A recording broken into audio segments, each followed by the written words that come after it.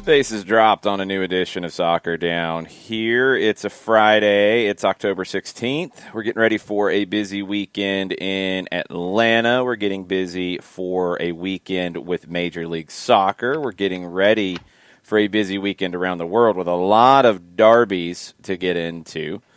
We'll get into all that this morning. Anything else you guys want to touch on? Tweet at us at Soccer Down Here. Email us soccerdownhere@gmail.com or join us on the Twitch pitch, twitch.tv/Soccer Down Here. John started the morning by slandering about 57 different television programs. He's in a good mood. Well, and I've also got breaking news. Well, okay. You were slandering shows so much, I wasn't prepared for breaking news coming, so... I can slander the shows again after we get into the breaking news. Breaking news from John Nelson. From Jonathan Tannenwald, the Union's sale of Brenden Aaronson to Red Bull Salzburg at the end of the season is now official.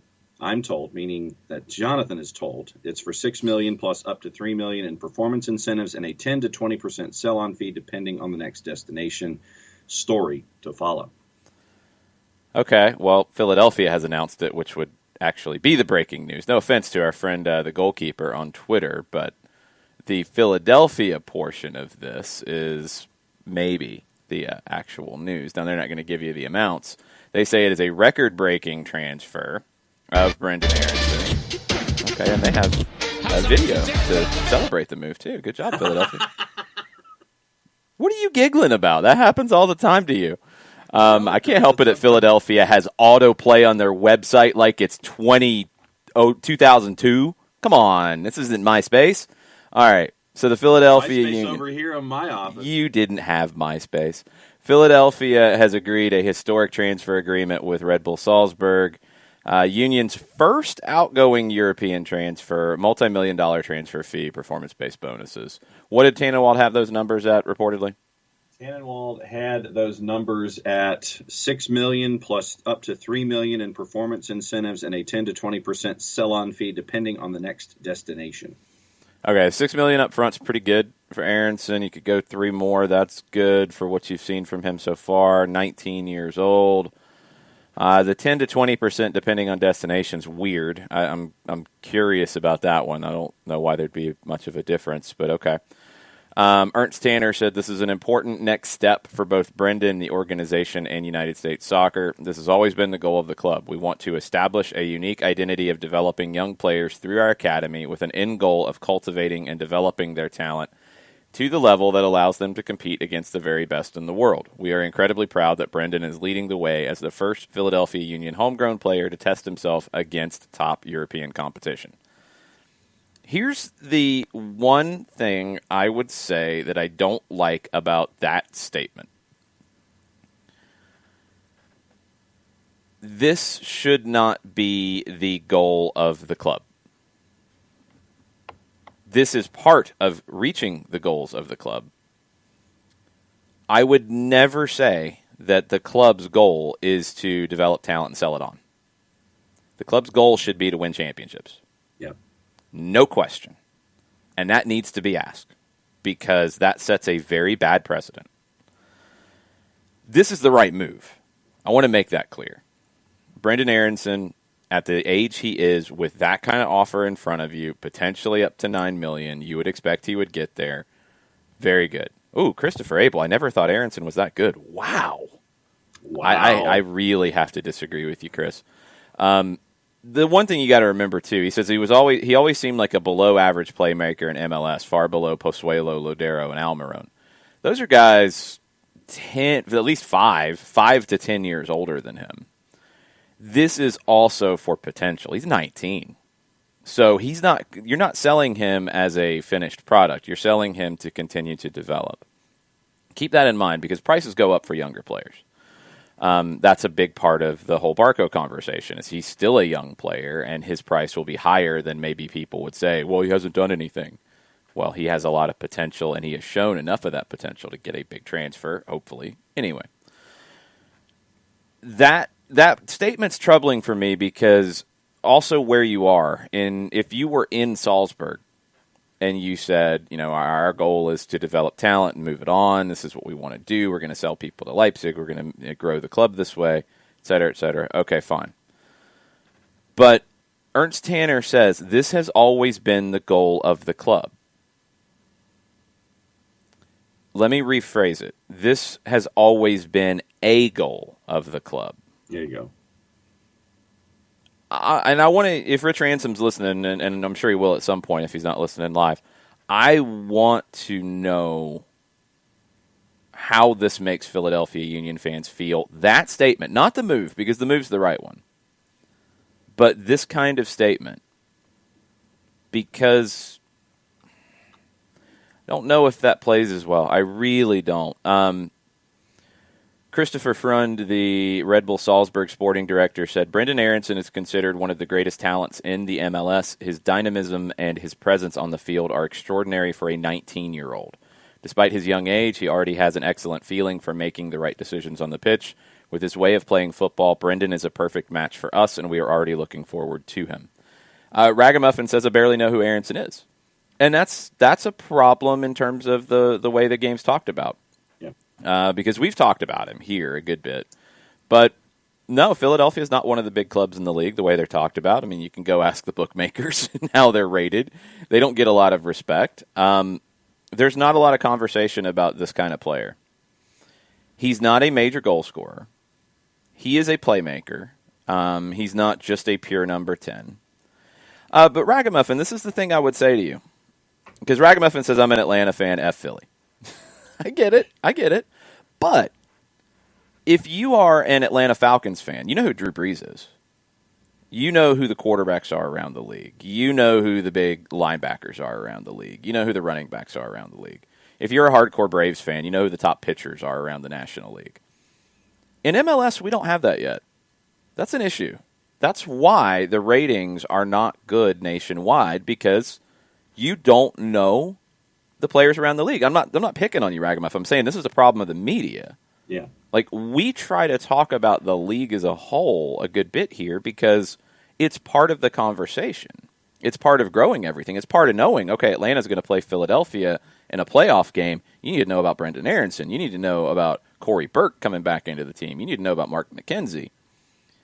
Just like we do with other sports, it can't just be the one team you follow. If you follow the SEC, you know what the storylines are, because they talk about it as a whole, and you can follow it as a whole. Now, you can dig deeper into your team, and you should, but these are things MLS has to get over, because you should know who Brendan Aronson is. It should be common knowledge among American soccer fans. He's an exciting young talent. Salzburg knows what they're doing in terms of recruiting young talent and developing them on. So that's Salzburg coming in for Aronson says Philadelphia's academy is doing a good job. Philadelphia is doing a good job. Ernst Tanner has those connections. He has built that up as well.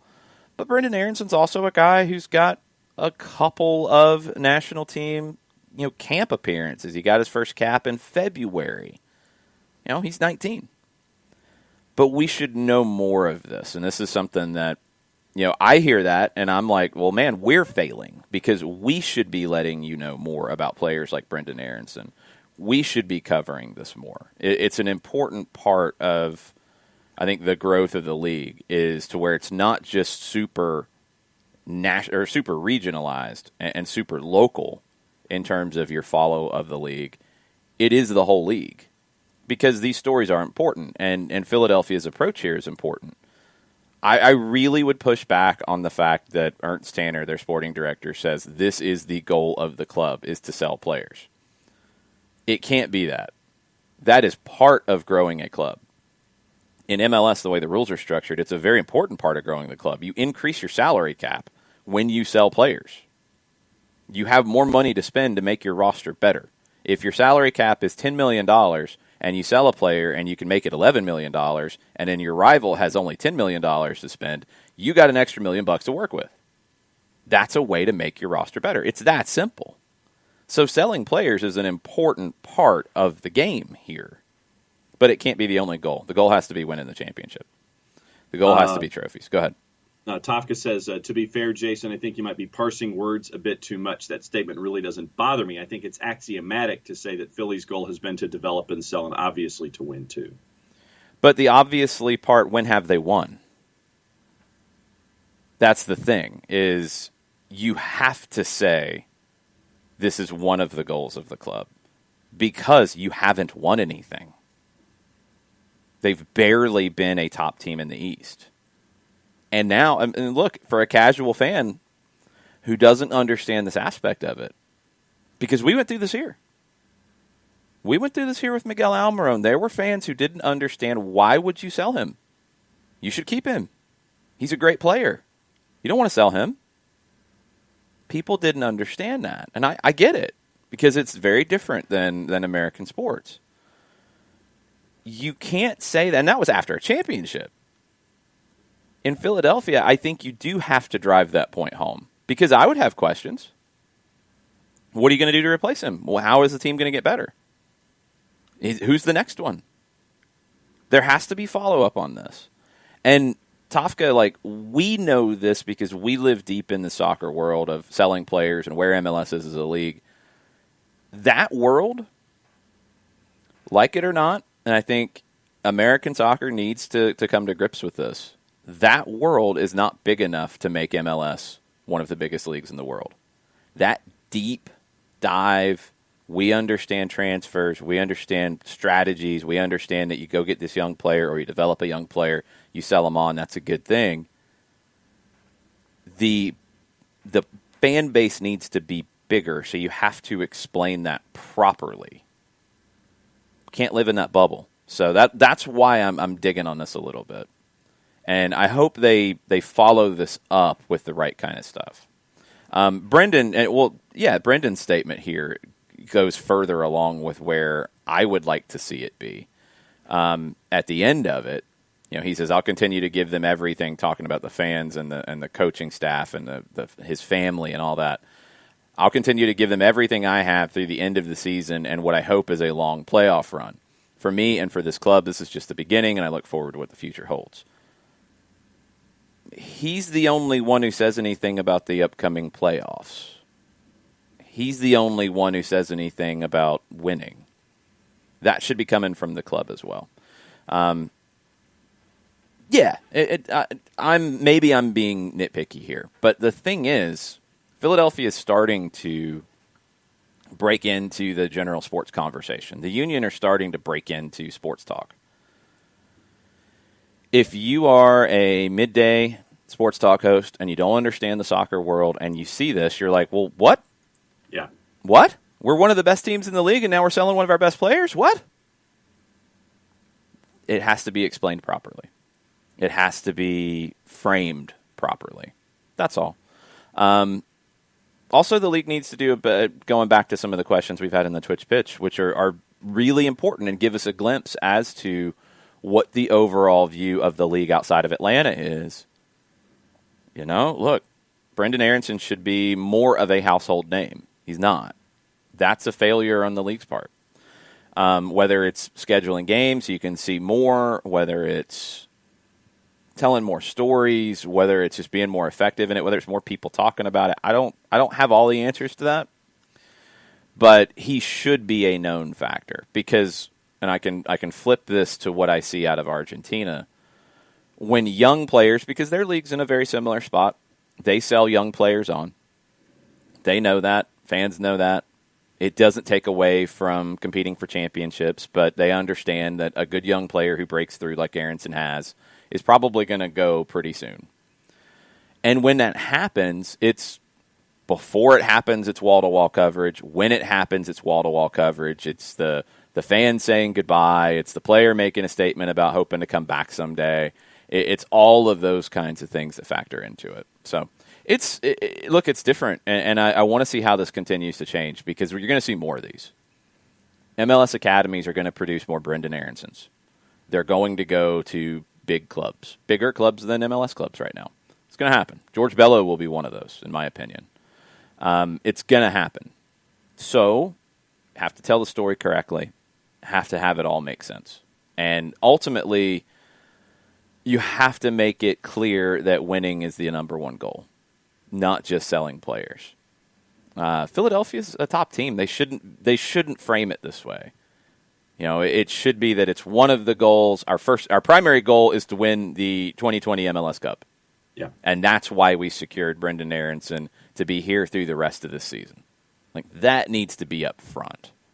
And then we're making the best move for his future, for the club's future, for everybody's well-being. But we wanted, and we didn't make this move in the summer because we wanted Brendan Aronson here to help bring a trophy to Philadelphia. You can use that if you guys want. Go ahead. That's fine. You can just reframe that in any way you want to. I mean, for me, if I'm a casual fan or a Philadelphia sports fan, and as you said, if I'm listening to Philly Sports Talk on, WIP or whatever, and you have sports talk host who isn't all that, well-versed in soccer, bringing this topic up, knowing what the Philadelphia Sports Talk environment is, and you run that quote from Ernst Tanner, I'm yelling at the top of my lungs going, why don't we want to win championships, all that kind of stuff. And so phrasing is important, especially in a key moment like this for Major League Soccer. For the Union, yes, and for Major League Soccer, phrasing is vital here. Philadelphia will have more players that they produce and move on. Mark McKenzie could be the next one, and I just hope they frame that a little bit better. Let's get into some of the conversation that sprung from this. It is a big deal. Alex Pacine says, especially since Philadelphia takes such a different approach to the roster compared to Atlanta, it's worth discussing how the different approaches compare and contrast. It's important because Philadelphia can't spend $15 million on a transfer. They don't have that. They have to grow that kind of money to work with by selling players. They've also decided, instead of going to go get a bunch of $3, $4, $5 million guys, let's put that into the academy and let's develop talent. And that takes time, and they've been patient, and now it's starting to all come good at the same time. First, you had Austin Trusty, who you traded within the league and got good assets for. You have Mark McKenzie, who will be a player who moves on at some point. Now you have Brendan Aronson, who will be moving on at the end of the season. Anthony Fontana could be one of those guys. You've got more coming. That's who Philadelphia is. That doesn't mean you can't compete to win trophies in this league, especially when the biggest difference in that Argentina comparison, or you can take any South American country really outside of Brazil or Colombia in this, Colombia to a lesser extent, they don't get a benefit outside of straight up cash for selling talent. And they need the cash. And a lot of times that cash doesn't go back into the roster. It just goes into keeping the doors open. Here, you sell Brendan Aronson, you get that kind of money, your cap gets bigger. Then you can spend more of the money that you just brought in. So you can go get more TAM players. You can go get another designated player that maybe you couldn't afford before. You can go increase your roster. And you can also make the decision for some young players who maybe don't get the offer you want to go overseas, and maybe they don't want to go overseas. You can pay them to keep them, and they become stalwarts of the club. I think MLS will end up falling into that group where young talent will get sold, but not every good young player out of this league will get sold and will go overseas. It won't be Argentina where it feels like it is anybody who has promise, who has played 20 games in the first division, gets sold to a European club. That won't happen. Players will, but also players will stay here and have a long career and be very happy and get paid well, and everything will be good. It just gives you more flexibility. So Philadelphia has to sell players to increase that flexibility. It's a vital part. Rich Ransom is listening. Yay! He says the Union name is growing a bit more in Philadelphia, but still are way behind the Big Four here. And he says, just wondering now what's going to happen with Mark McKenzie.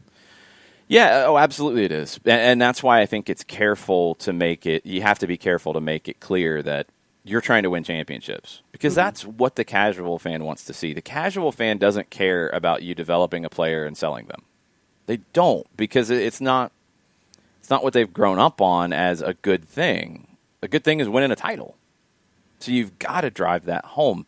That would have been the number one thing that I led with, would have been these talks started with Red Bull Salzburg. It's a great fit for Brendan. We want the best for him in his career. He's been a great part of the club. We made it clear that we could not let him go until the end of this season because we have a chance to win a trophy. Yep. And that has to be up front. They need to take that stance of we kept him here for the rest of the season because we can win the 2020 MLS Cup.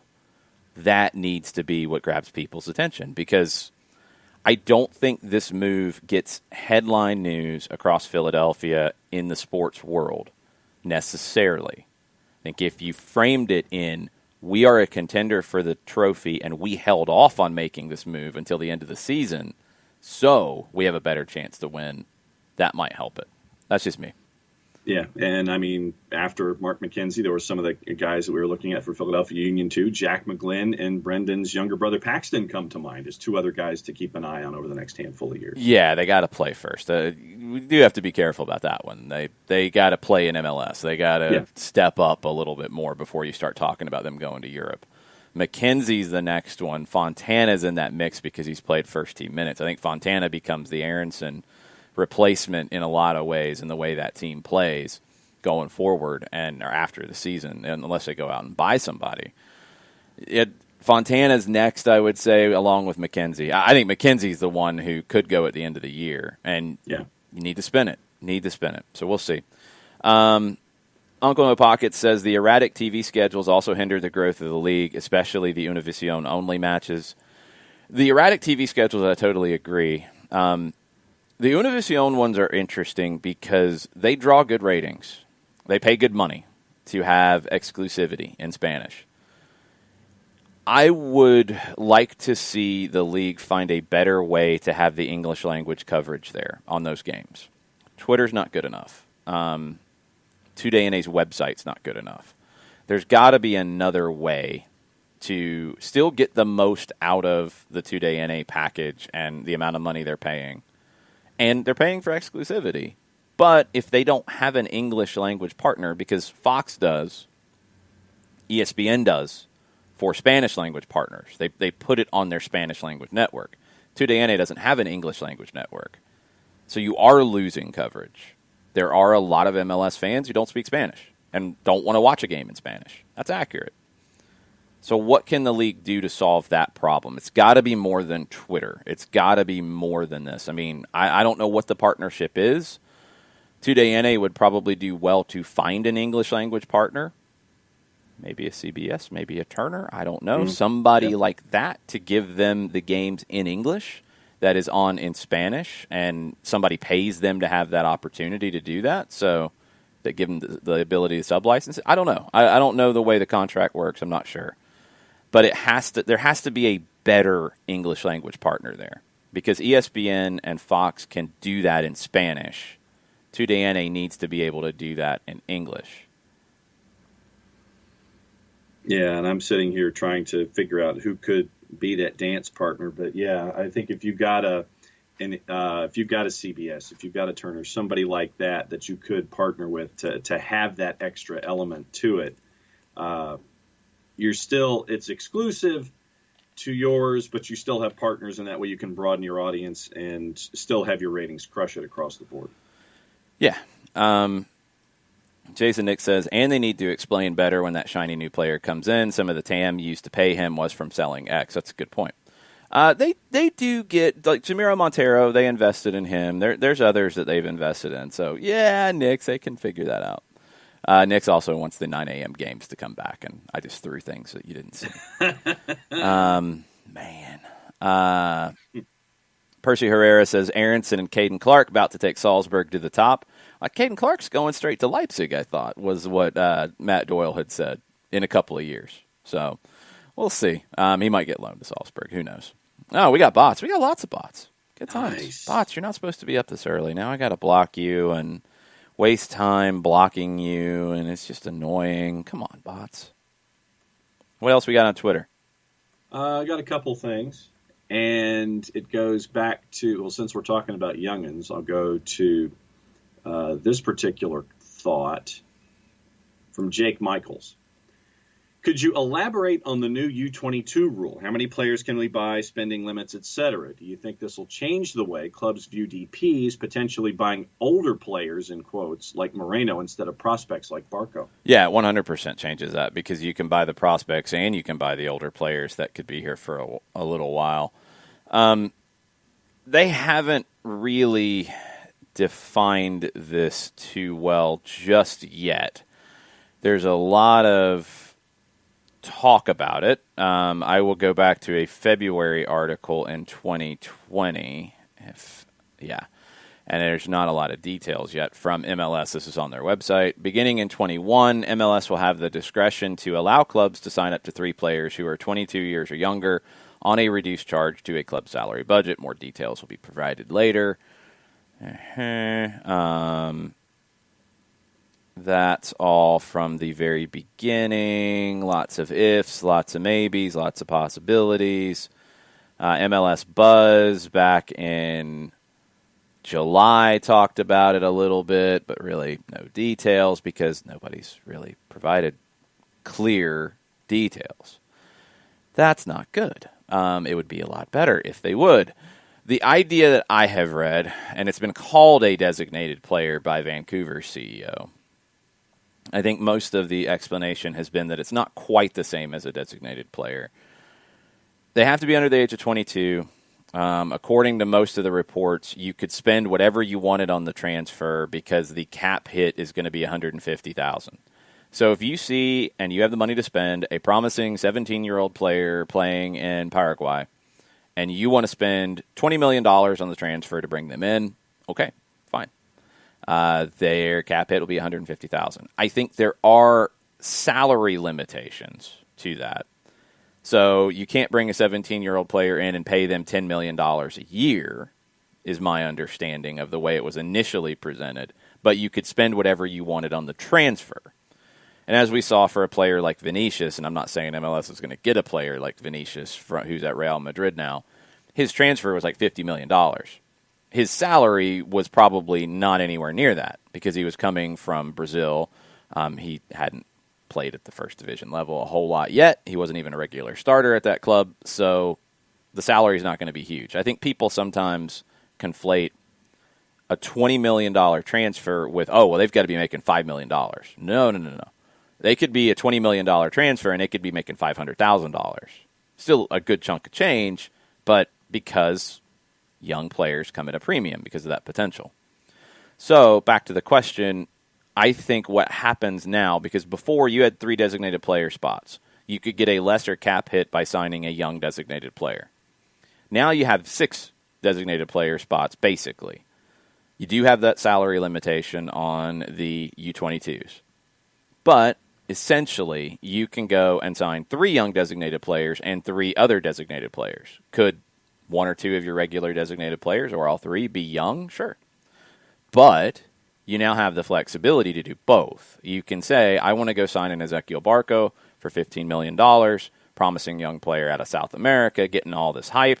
But yeah, I also want to sign Marcelino Moreno, who is 25, who could be here for 5 years. He could be sold in 2 years because he could come here and get more attention than he did at Lanús. Okay, cool, good business. That makes your team a whole lot better. That could be a massive way to raise the level of talent in this league. I think it's a game changer. I think it's a game changer for a club like Atlanta that has shown that they will go and spend on the young up-and-coming talents that would fit into the U22 portion, but they also have the stature to go get a Marcelino Moreno, who was a top player in Argentina last season, and convince him to come and make your team better. So, yeah, I think Atlanta uses it to where their designated players might be more like your Morenos at times, where they're younger, they don't fit into the U22 initiative, but they're not just being brought in for potential in the long run. They're being brought in to win games now. Kerry Smith and Turner Kirby had thoughts about the question that was posed about the CONCACAF Champions League back in December, ? Mm-hmm. Turner Kirby says, I see no way this could go horribly wrong. Nope. It's not like most, if not all, MLS teams will be done with their seasons at that point and then have to play international competition and not just a final is what happens in Europe. And then Kerry Smith says, if this report is true, could we potentially see Joseph in this game? You could potentially see Joseph in that game. The Bundesliga did this. The Bundesliga finished their season far before MLS will finish their season in comparison to this, and then had to go play in the Champions League knockout games and won with Bayern. So it can be done. There's not a better solution. You can't fit it into the MLS schedule because you're already playing every 3 days, every 4 days. There's nowhere to play it during the rest of this season. So you're not going to play it during the playoffs. So for MLS, I would assume they pushed for this because this would be right after MLS Cup. It's the only way to do it. There's no other way. So if that means if you are Atlanta, for example, let's say you don't make the playoffs. So you finish on November 8th, well, you got to keep training for another month to get ready to play in this in the third week of December. All right. If you go to MLS Cup, well, then you're going straight from MLS Cup into this. So, no, I'm not negative about it at all. I think it's the only solution, and I think it's the best solution. So you go to knockouts. Now, my question, and it's not clear from the way it's been reported, my question is, if everything's single-game knockouts, are we wiping out the first leg? Because they're going to finish the quarterfinals, the semis, and the final. That's where you are in the tournament. LAFC didn't play at all. Are you going to go to the neutral site and play the second leg? Because it wasn't really worded that way. Or are you just playing single-leg quarter semis, finals? That will help Atlanta if you get rid of that 3-0 deficit from leg one. If you just play it out, then you play it out. And you're going to be in the situation that Chelsea was in, where it is highly unlikely that you go through, but you get more training time, you get another competitive game, and you want that. And if you're already 3-0 down, does that mean you might say, you know what, this is a game where George Campbell, Tyler Wolff, et al. Are going to get some great competition and an opportunity to show what they can be for next season. You take it and you run with it. You never say no to competitive games, and you don't have another solution for this. And no, I'm not negative about it at all. I think it's a good solution.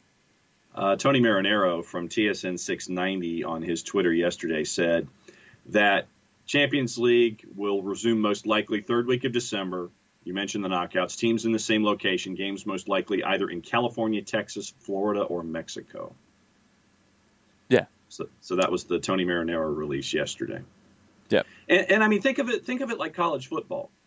If you're a team that gets to go to a bowl game, what that does, no matter what the bowl game is, it could be the one in Shreveport. It could be the one in Northern California. It gives you 30 extra days of snaps with players who are going to be with you next year. It gives you those extra opportunities to continue to get all of your systems in place. And so, no, to your point about not turning down extra competition, I look at it the same way that you would be playing a bowl game in college. Yeah, the CONCACAF Champions League is a little bit bigger than the Blue Bonnet Bowl. Sorry. I agree. It's just the premise of getting those extra reps is what I was getting to. Mm-hmm. But it's not Georgia Southern going to play in a meaningless game. It's bigger than that, and it should be presented as that. Even in a situation where if you're 3-0 down, it's still a big opportunity. I think it's a bigger deal. I just don't think there's another solution. There's just no other way to do it because you're not breaking into the season to do it. You're not doing it during the postseason. You're not doing it during the international break. This is it. This is the way to do it. This is the way to get the competition finished. Do it. This is the only way. Going back to the transfer stuff, Mazzano says, yes, American reporters and broad sports talk show hosts don't understand the movement of players through the MLS. They're used to the sports leagues in the U.S. being the top-tier destination clubs, which isn't the case with MLS yet. They aren't there yet. They just don't understand yet. And Pacine followed up and said, the irony here is that the global nature of soccer is a huge draw for me. You can have players coming and going from all over the world. The transfer speculation alone is worth hours and hours of content. Once soccer gets a grip on a few more million souls in this country, the wave will crest. SDH will become soccer everywhere.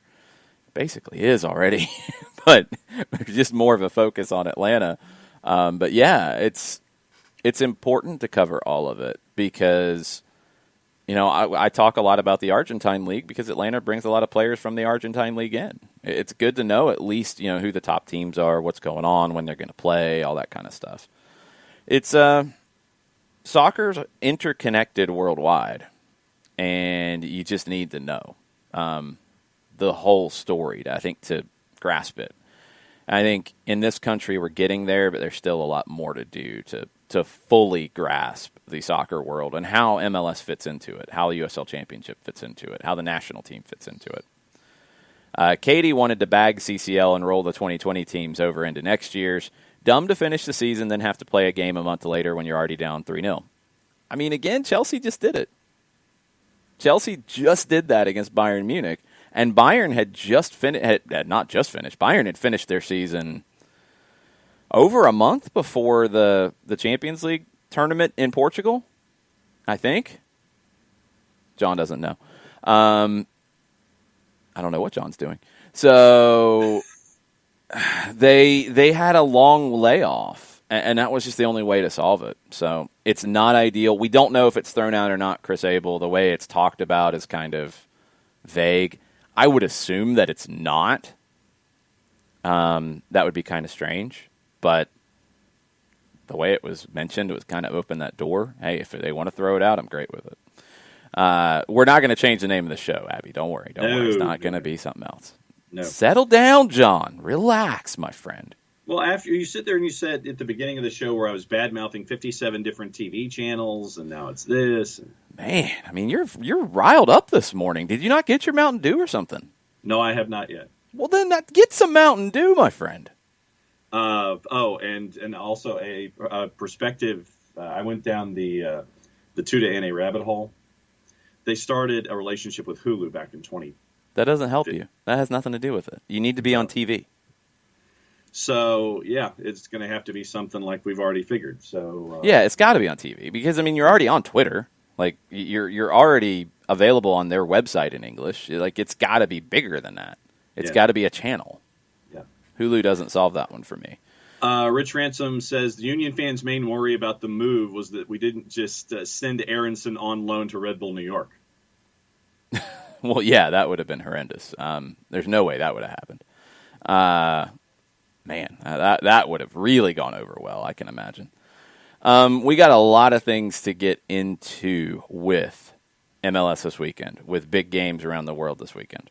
So, Christopher Abel, yeah, I mean, but there's no solution. One more thing on CONCACAF, and he has a good point, and this is why maybe it gets thrown out the first leg. Why would they let America host Atlanta at the Azteca with not 500,000 fans? It was more like 25,000 fans.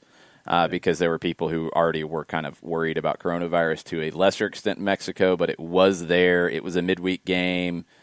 Yeah, it wasn't a huge crowd. But Chris says, and then make Atlanta travel, possibly to Mexico for a neutral game. That's just not a fair and balanced competition. That's accurate. And that is not what happened in Champions League, remember.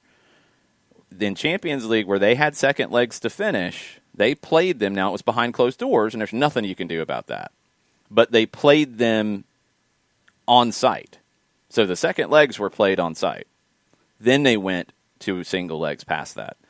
If they can't play on site everywhere, and I don't know why they couldn't, to be perfectly honest, for second legs, then you have to throw it out. I'm okay with that.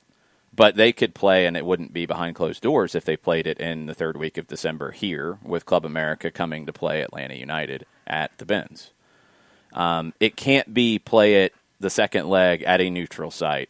Can't have that happen, and it's not a fair competition. That's a very good point, Chris. We'll have to see how they do it. Okay.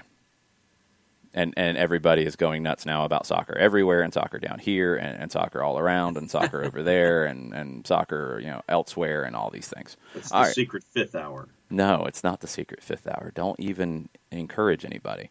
All right, games around the world we're going to talk about real quick before we get into the MLS schedule. I don't really care about the French League. Sorry, we're not going to get into the big game at 1 o'clock today on beIN Sports between Rennes and Dijon. I'm going to leave that one out. We will talk about 7:30 a.m. tomorrow because there's two. We know about the one on NBCSN with Everton and Liverpool, but on ESPN Plus now, Celtic and Rangers. They're reportedly possibly still going to pick up the Scottish Premier League on ESPN Plus, but it hasn't happened yet. They do have Celtic and Rangers tomorrow morning. These two teams hate each other. Mejores Patadas might just show the game in its entirety because they're going to be kicking people all over the field. Jarrett will be saying all kinds of horrible, horrible things about Rangers. It will be absolutely ridiculous. Do you have odds on this one?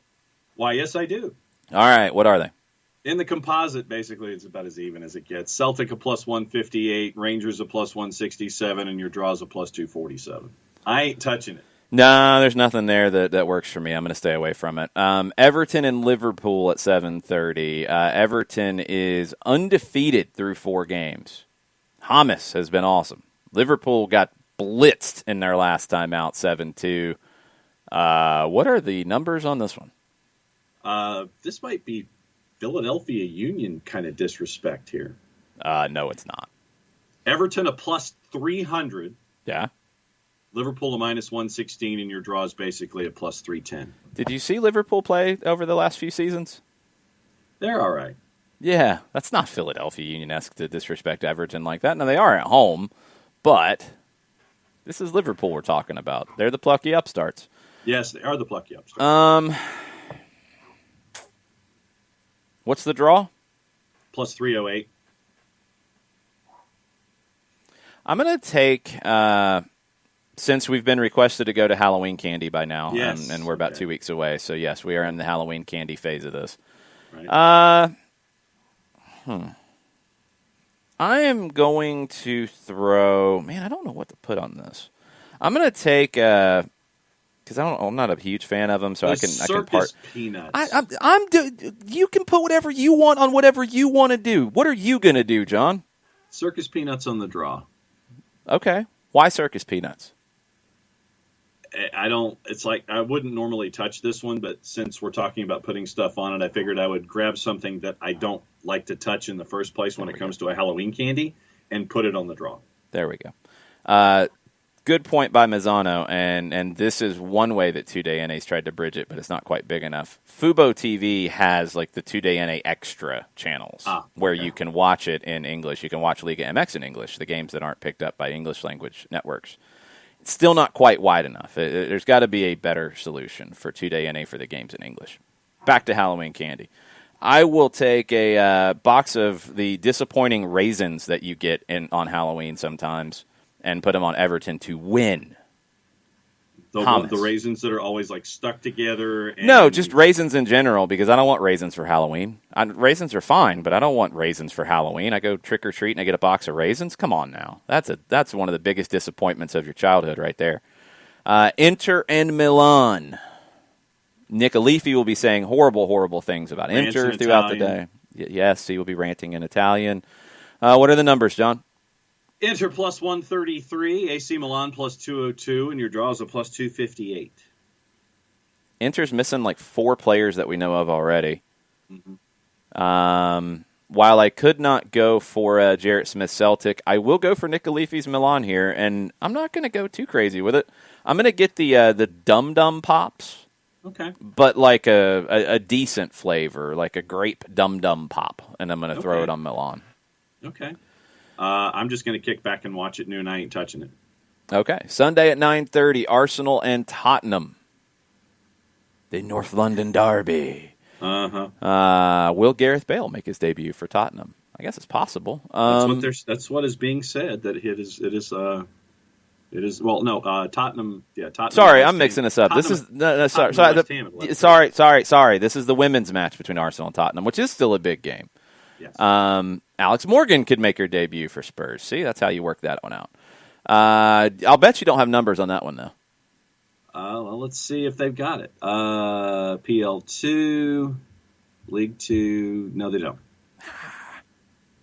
I'll put some Smarties on Tottenham to win that one. Okay. Sorry, Arsenal fans.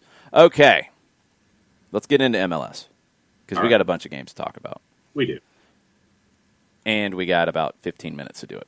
Chicago hosting Kansas City tomorrow at 3:30. Chicago did not play in the midweek. Atlanta United fans will be cheering very heavily for Kansas City in this one on the road.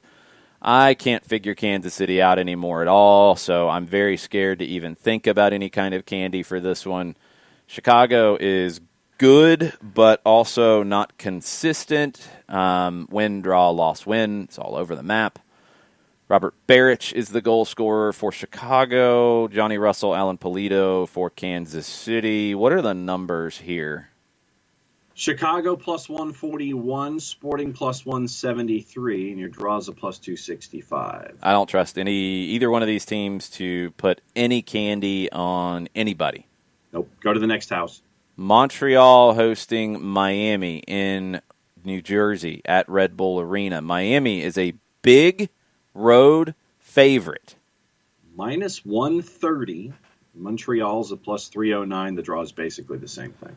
Montreal has lost 4 of their last 6, so I understand why Miami is a big road favorite. That still feels rather large for their road favoriteness. Mm-hmm. I will take those awful garbage hot tamales and put it on Montreal. There you go. Because I think Miami will have a letdown after their letdown after scoring against Atlanta and then falling apart. The line just changed to plus 311 for Montreal while we've been talking about it. Man, they heard me. Columbus hosting New York City. Columbus is a slight home favorite. In the composite, Columbus is a plus 139, NYC a plus 179. Your draw is basically a plus 255.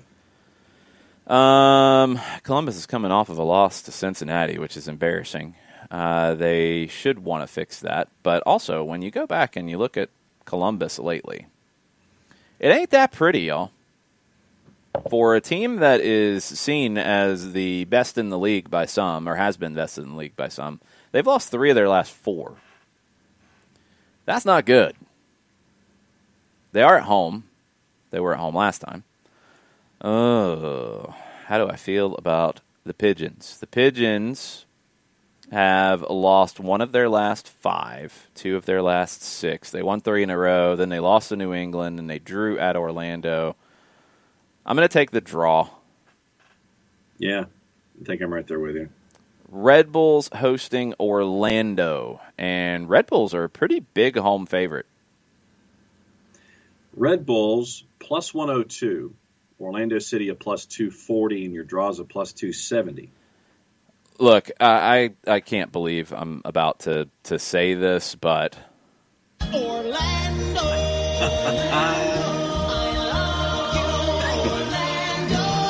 grief, John gets so giddy when that plays. Orlando, it's Andrew Rannells, and it's funny. Orlando's being massively disrespected. Wow. They are. They're playing the Red Bulls at Red Bull Arena. When was the last time Orlando lost? You're going all the way back to August 22nd in Miami. Win, win, draw, draw, win, win, win, draw, win, draw. Didn't play. Draw. Orlando wins. I will not even go to the bad candy side. I'm going to go to the good candy side. And this might be controversial, but it's a controversial pick to begin with. So I'm putting a sleeve of the many Mr. Good bars on this one. Wow. I like Mr. Good bars, and I know some people too. don't. And you like, man, now I'm See? questioning my taste from my whole life because you like them. No, I'm taking the sleeve of them and putting it on Orlando here to beat the Red Bulls at Red Bull Arena. Yes, I feel good about that one. And all right. I feel good about the pick. I don't feel good about trying to that- argue about Orlando being mistreated. Right. Cincinnati hosting D.C. What are you giggling about, John? Sorry, One's coming off a win last. I just saw the numbers for the first time. One's coming off a win, and the other's coming off a draw. What are you giggling about? Just the fact that I don't think I've ever seen FC Cincinnati this season at a plus 114 ever. They're playing D.C., and it's at Nippert, so I'm not surprised. They should be favored. Do we know if there are banners being rehung in the Bailey? I don't know. I guess that's good behavior these days to not support your team that's played 18 home games in their career with fans in their stands. But okay. Cincinnati's at home to D.C. Cincinnati's the home favorite. Maybe they get banners for this one because they played really well and beat Columbus. We'll find out. What are the numbers? FC Cincinnati plus 114, DC United plus 241. Your draw is a 235. Since this game is garbage, I am going to put the garbage of garbage Halloween candy of candy corn on Cincinnati to win. There you go. I see you, Ricky Ricardo. I see you. It's okay. I see you. Garbage game, they get the garbage candy. All right, Minnesota hosting Houston. Minnesota's a big home favorite. Now, Minnesota has missed 2 games, and you do have to factor that into this. Houston was very bad against Nashville, and they were bad at Miami before that. They were good in Dallas, but then they were bad for a while before that. Hey. What are the numbers? Minnesota minus 105. Houston's basically a plus 260, and your draw's a plus 270.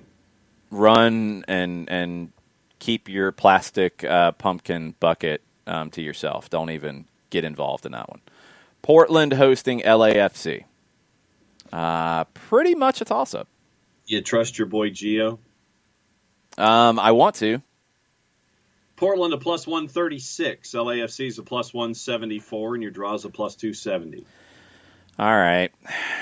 It's against LAFC, who lost to Vancouver, which should count double. Portland had won 5 in a row. I had questioned Gio. They went on a winning streak. Then they lose to Real Salt Lake. But this is in Portland. Mm-hmm. I got to go with Portland here.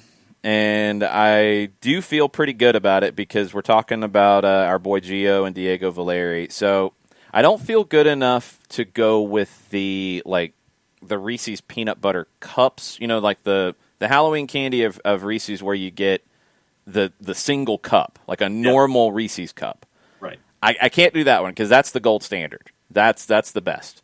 Kit Kat? No, stop it. I will take Reese's, but I will take the little, smaller, taller ones that are in the gold packaging that are not as good because it's the wrong ratio of chocolate to peanut butter. The cup that you buy in the normal 2 cups in a package, that's the gold standard. The little, smaller, harder ones in the gold packaging, not as good. That's because Portland lost the last game. That's what they get. Okay. I was going to go with Kit Kats. I'm not confident in Gio. Is that your gold standard? I mean, explain this. Explain your thinking. No, my gold standard is the Reese's Peanut Butter Cup. That is, without question, that's my gold standard. So this is like a close second or third because I like the Mr. Good bars and I like the Kit Kat. So I'm fairly confident in this one. So I'm going to go with Kit Kats on the win for Portland. All right. LA Galaxy hosting Vancouver. Speaking of garbage games. The Galaxy are a massive favorite. Minus 185. Vancouver's a plus 440, and your draw's a plus 350. Have you seen the LA Galaxy play anytime recently? Yeah. The LA Galaxy are a minus what? What did you have? Minus 185 in the composite. Yeah, that's about what BetMGM has. They're a minus 185, and they are coming off of losing 4-0 at home to San Jose, not playing against Colorado, losing 6-3 at home against Portland, losing 2-1 at San Jose, losing 3-1 at home against Seattle, losing 2-0 in Utah against Real Salt Lake, and losing 2-0 at home to Colorado. Before that, it was a draw to San Jose where they didn't score. And they're a minus 185? Yep.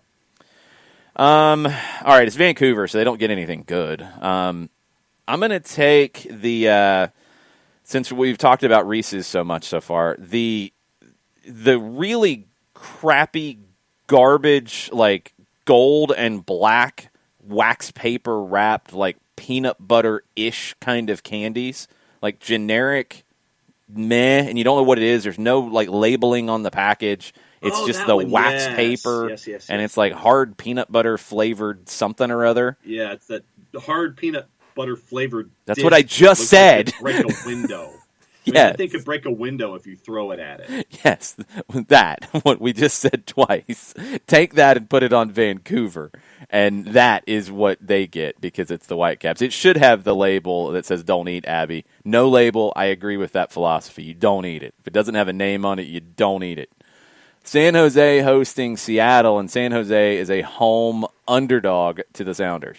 Plus 217 in the composite. The Sounders are a plus 112, and your draw's a plus 270. So, Seattle lately, has been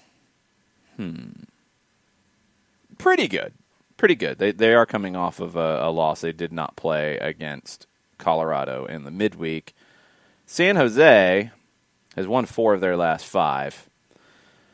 The Quakes get the pick here. And I don't know what to put on the Quakes. The Quakes get, like,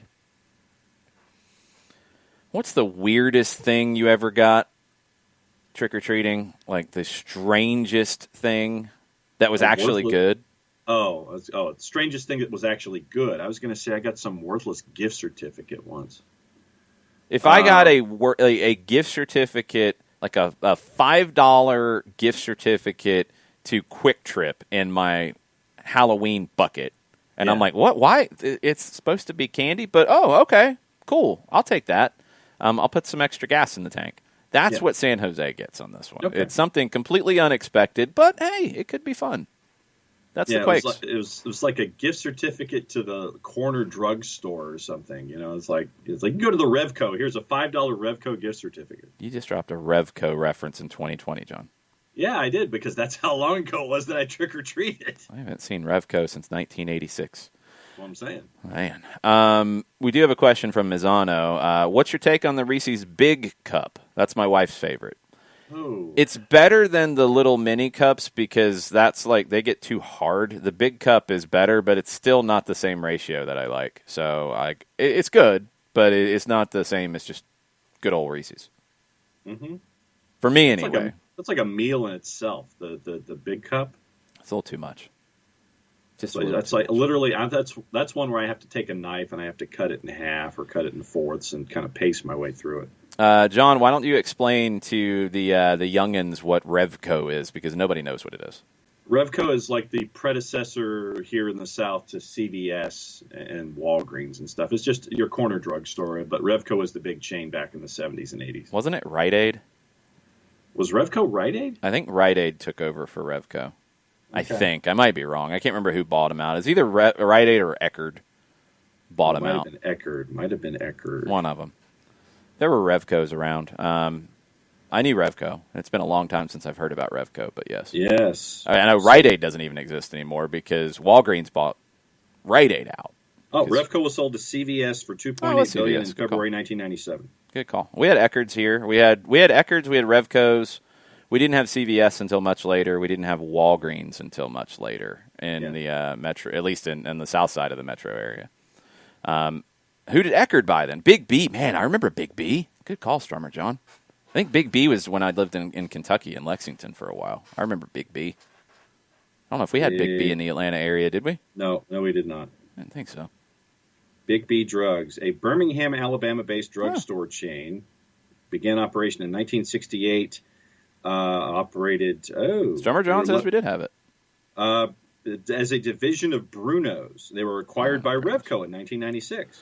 Oh, well, that's at the end. That was probably when Revco was just flailing around trying to get whatever they could get. Well, and then it was a year or two later, then Revco was bought by CVS. Yeah, I went through that with the music industry where, like, Camelot Music got bought by FYE, and then FYE went out of business, and then they came back out of bankruptcy, and then they bought, like, 27 different chains, and then they went bankrupt again, and yeah, that's Mike Ashley tried to buy them, I'm sure. Probably. HEB is another one from Domer. I do remember that one. It has turned into drugstores down here. I did not expect Halloween candy to go to drugstores down here, but you never know what you're going to get on SDH. That's what happens. Chiefs coach Steve has laid down the gauntlet for a third hour. No. Unless Steve Apolinsky requests it, because he's awesome, and you got to tell us about him. Apolinsky and Associates, LLC, proud supporters of everything soccer down here in the SDH network, 2 or 3 or 8 hours a day, however many hours we go. Wrongful death and serious injury attorneys, if this is a discussion that you need to have, a couple different ways that you can have it with Apolinsky and Associates, LLC. You can shoot Steve an email right to his inbox, steve at aa-legal.com. You can give Apolinsky and Associates a call, 404-377-9191. And you can get a free consultation that way. Or go to the website, aa-legal.com, hit enter, hit return on your device of choice, large device or small. Pop-up window pops up on that very next screen after you hit enter or return or advance. You're going to have a conversation with the individual. It might be Steve. We don't know. Whoever's at the other end of that pop-up window. 24/7, 365 and a quarter. Thank you, Chris Hutchison. And you can get your questions answered that way. So there are 3 different ways that you can have a conversation with Apolinski & Associates, LLC, recognized as Legal Elite by Georgia Trend Magazine for being one of the top 100 firms in this here state of Georgia for clients in Georgia and Alabama for wrongful death and serious injury matters. It is Apolinski & Associates, LLC. The website is aa-legal.com.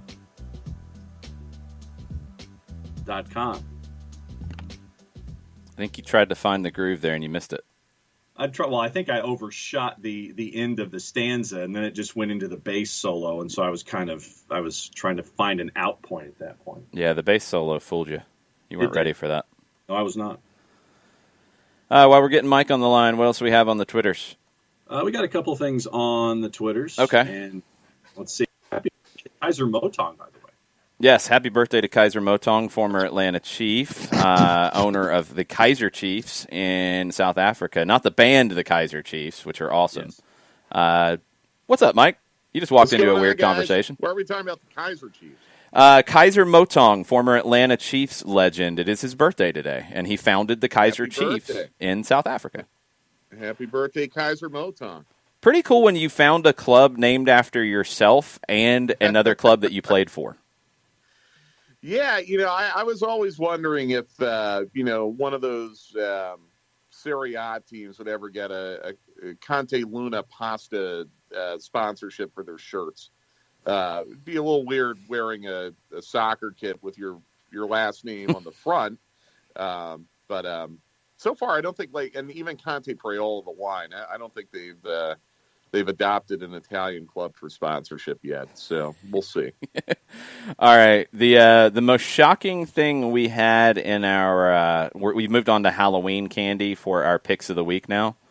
Okay. The most shocking game we had that made me feel really bad about it is I had to defend Orlando vociferously because they are a huge underdog going to Red Bull Arena. Yeah, I saw that. Why? I don't know. I was a little upset by this. I was upset, first, that they're being treated that way, and second, that I was upset they were being treated that way. Yeah.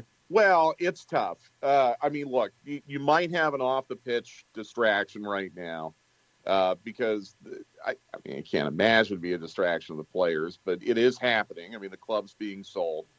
And honestly, yeah. I think this is, quite frankly, if you think about the year that we've had and the way things are going, this is probably the right time for Atlanta United to sell the team.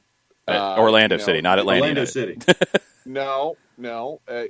Their owner is selling the team, correct? Orlando is. No. Well, the owner of Orlando is selling the team, right? See, the joke went a little over your head there, right? Oh, it did, yeah. For Orlando City's owner, currently Atlanta United, to sell the team, it's the right year to do it, 2020, and maybe the next owner will be able to to continue taking that team in a positive direction. Orlando obviously has grown quite a bit under the ownership of Atlanta United over the last 3+ years. So, bad joke.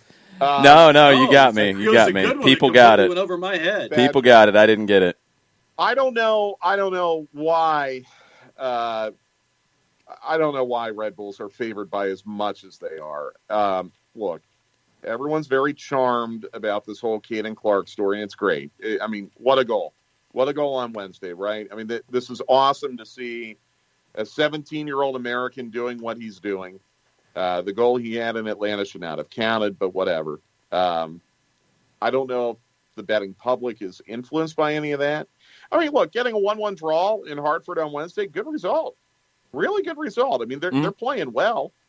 But I don't get it. I don't know how you could objectively get to that point. I'm guessing Gillespie is probably not back yet. I'm guessing because he's probably still in quarantine.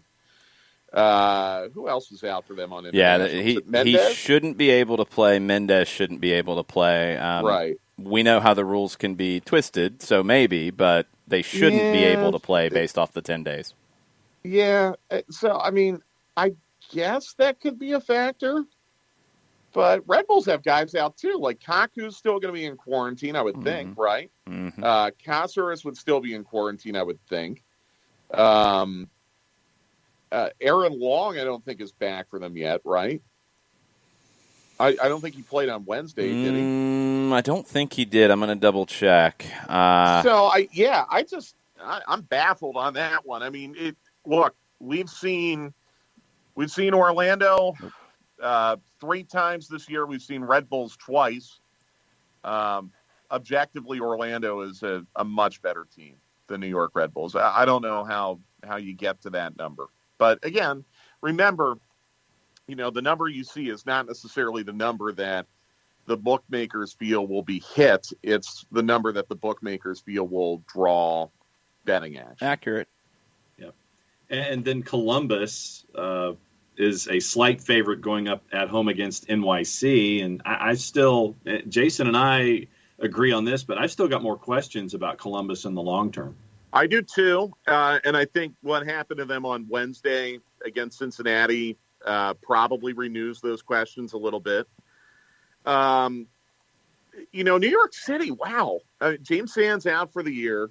They just sold a player. They're kind of hanging in. They had a draw on Wednesday, I guess.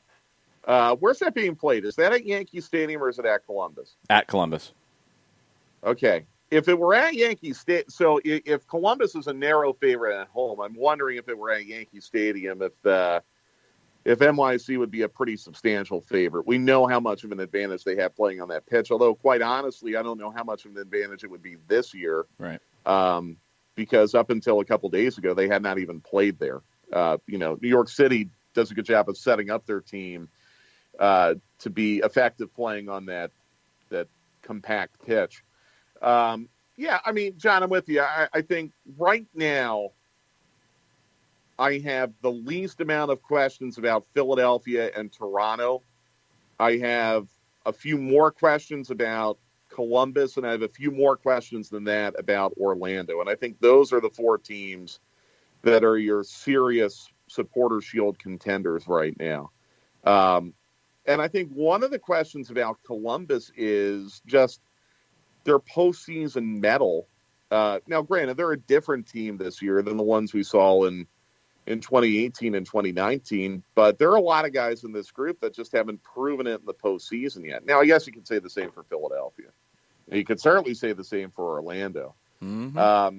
But, Columbus has been solid, but a little bit unremarkable lately. And maybe I'm just dwelling too much on what happened on Wednesday against the desperate Cincinnati team, but I'm with you. I think your question. But I would dwell on something like that. With Cincinnati, Cincinnati scoring goals at worse than a snail's pace. I mean, it's like they've got them all on Christmas layaway or something. Right. And then you end up doing what you did in Hell is Real. I mean, I would have red flags. No, but again, here's the thing. It's a Darby game, and I think the schedule compression is just screwing up everyone. It is. It really, really, and honestly, so when you see that heavy favorite status for New York Red Bulls against Orlando, when you see Columbus slight favorite over New York City, honestly, so many of these matches right now are coin flips, guys. Mm-hmm. They're total coin flips because teams are rotating as best they can. But if you look at Atlanta United going into Sunday, even if you get, and I guess we'll find out later this morning if you're going to get Escobar and Moreno back for Sunday, but even if you do, good Lord, I mean, the gas tank's got to be on empty right now. I was going to say it's got to be on C or D instead of E. Right. And that's for everyone in the league. And that's what makes all of this a crapshoot. And it's what's going to continue to make everything a crapshoot going up to decision day. It's also why I believe Atlanta United might be able to get there with 6 more points. And that might be all it will take. I mean, I think you're going to have, down the stretch, a lot of teams playing to scoreless draws or low-scoring draws or low-scoring wins. Just because the schedule compression in the travel is just completely wreaking havoc with these teams right now.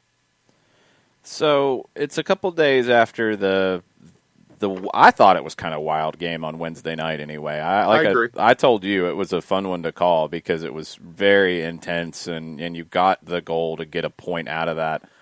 What else are you taking out of the Atlanta point and draw down in Miami, or Fort Lauderdale, to be more specific? Best game of the year for the center back pairing, I think, of Robinson and Walks.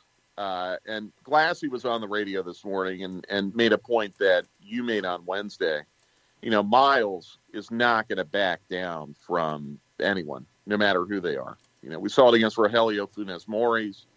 Now we see it against Gonzalo Higuain, who's still, I think Gonzalo Higuain's probably one of the top 5 or 10 players in this league. Once he's fully fit and in the team and all of that. Didn't back down at all. Walks had 4 blocks, club record. I thought that center back pairing was extremely good. The goal that Miami scored was not a goal conceded by the center back pairing. So that really, really stands out to me. You are solid there right now. You're even deep there right now. Yep. Because you have Escobar and Meza. And, some people believe that Meza was the best center back of all in this team. I really think now, Jason, and this is something you've talked about repeatedly, you see Walks and Robinson and the way that they played on Wednesday. You have Escobar that you can rotate in at center back, and I think probably they will try that. I don't know if they'll try that in Hartford, because I really don't know where Brooks Lennon's at right now as far as fitness. Yeah. Feels like he might be in line for a night off. But all things being equal, let's say you're going into D.C. next Saturday after a week off. You could move Escobar into center back. You could have Lennon as a wing back. I would love to see, and maybe D.C. would be the type of match where you could try it because they aren't very good right now. Try Meza as a 6. And again, I don't want to take Jeff off because Jeff's been outstanding. But if you're at the point now where you can't find a way for Meza to get into the center back grouping because Robinson and Walks and Escobar have played so well, try him as a 6. Yeah, it's a position that he has played and can play. Let's see what happens. Even as a substitute, God willing, maybe you have a comfortable lead in an upcoming match. Let's give it a try and see. I think the way that Robinson and Walks and Escobar have played now gives you that ability to try it, which is a kind of a luxury at this stage of the season. Yeah, hold on one second. This is something that I think you see with teams in other parts of the world that you don't really see in MLS very much with defensive players especially. We pigeonhole players a lot in this country as they are a right back, they are a left back, they are a center back, they are a defensive midfielder. And if you look at a Pep Guardiola team, and his are the prime examples of it, Javier Mascherano at Barcelona played as a 6. We also had Sergio Busquets. So you didn't always need him as a 6, but you wanted him on the field.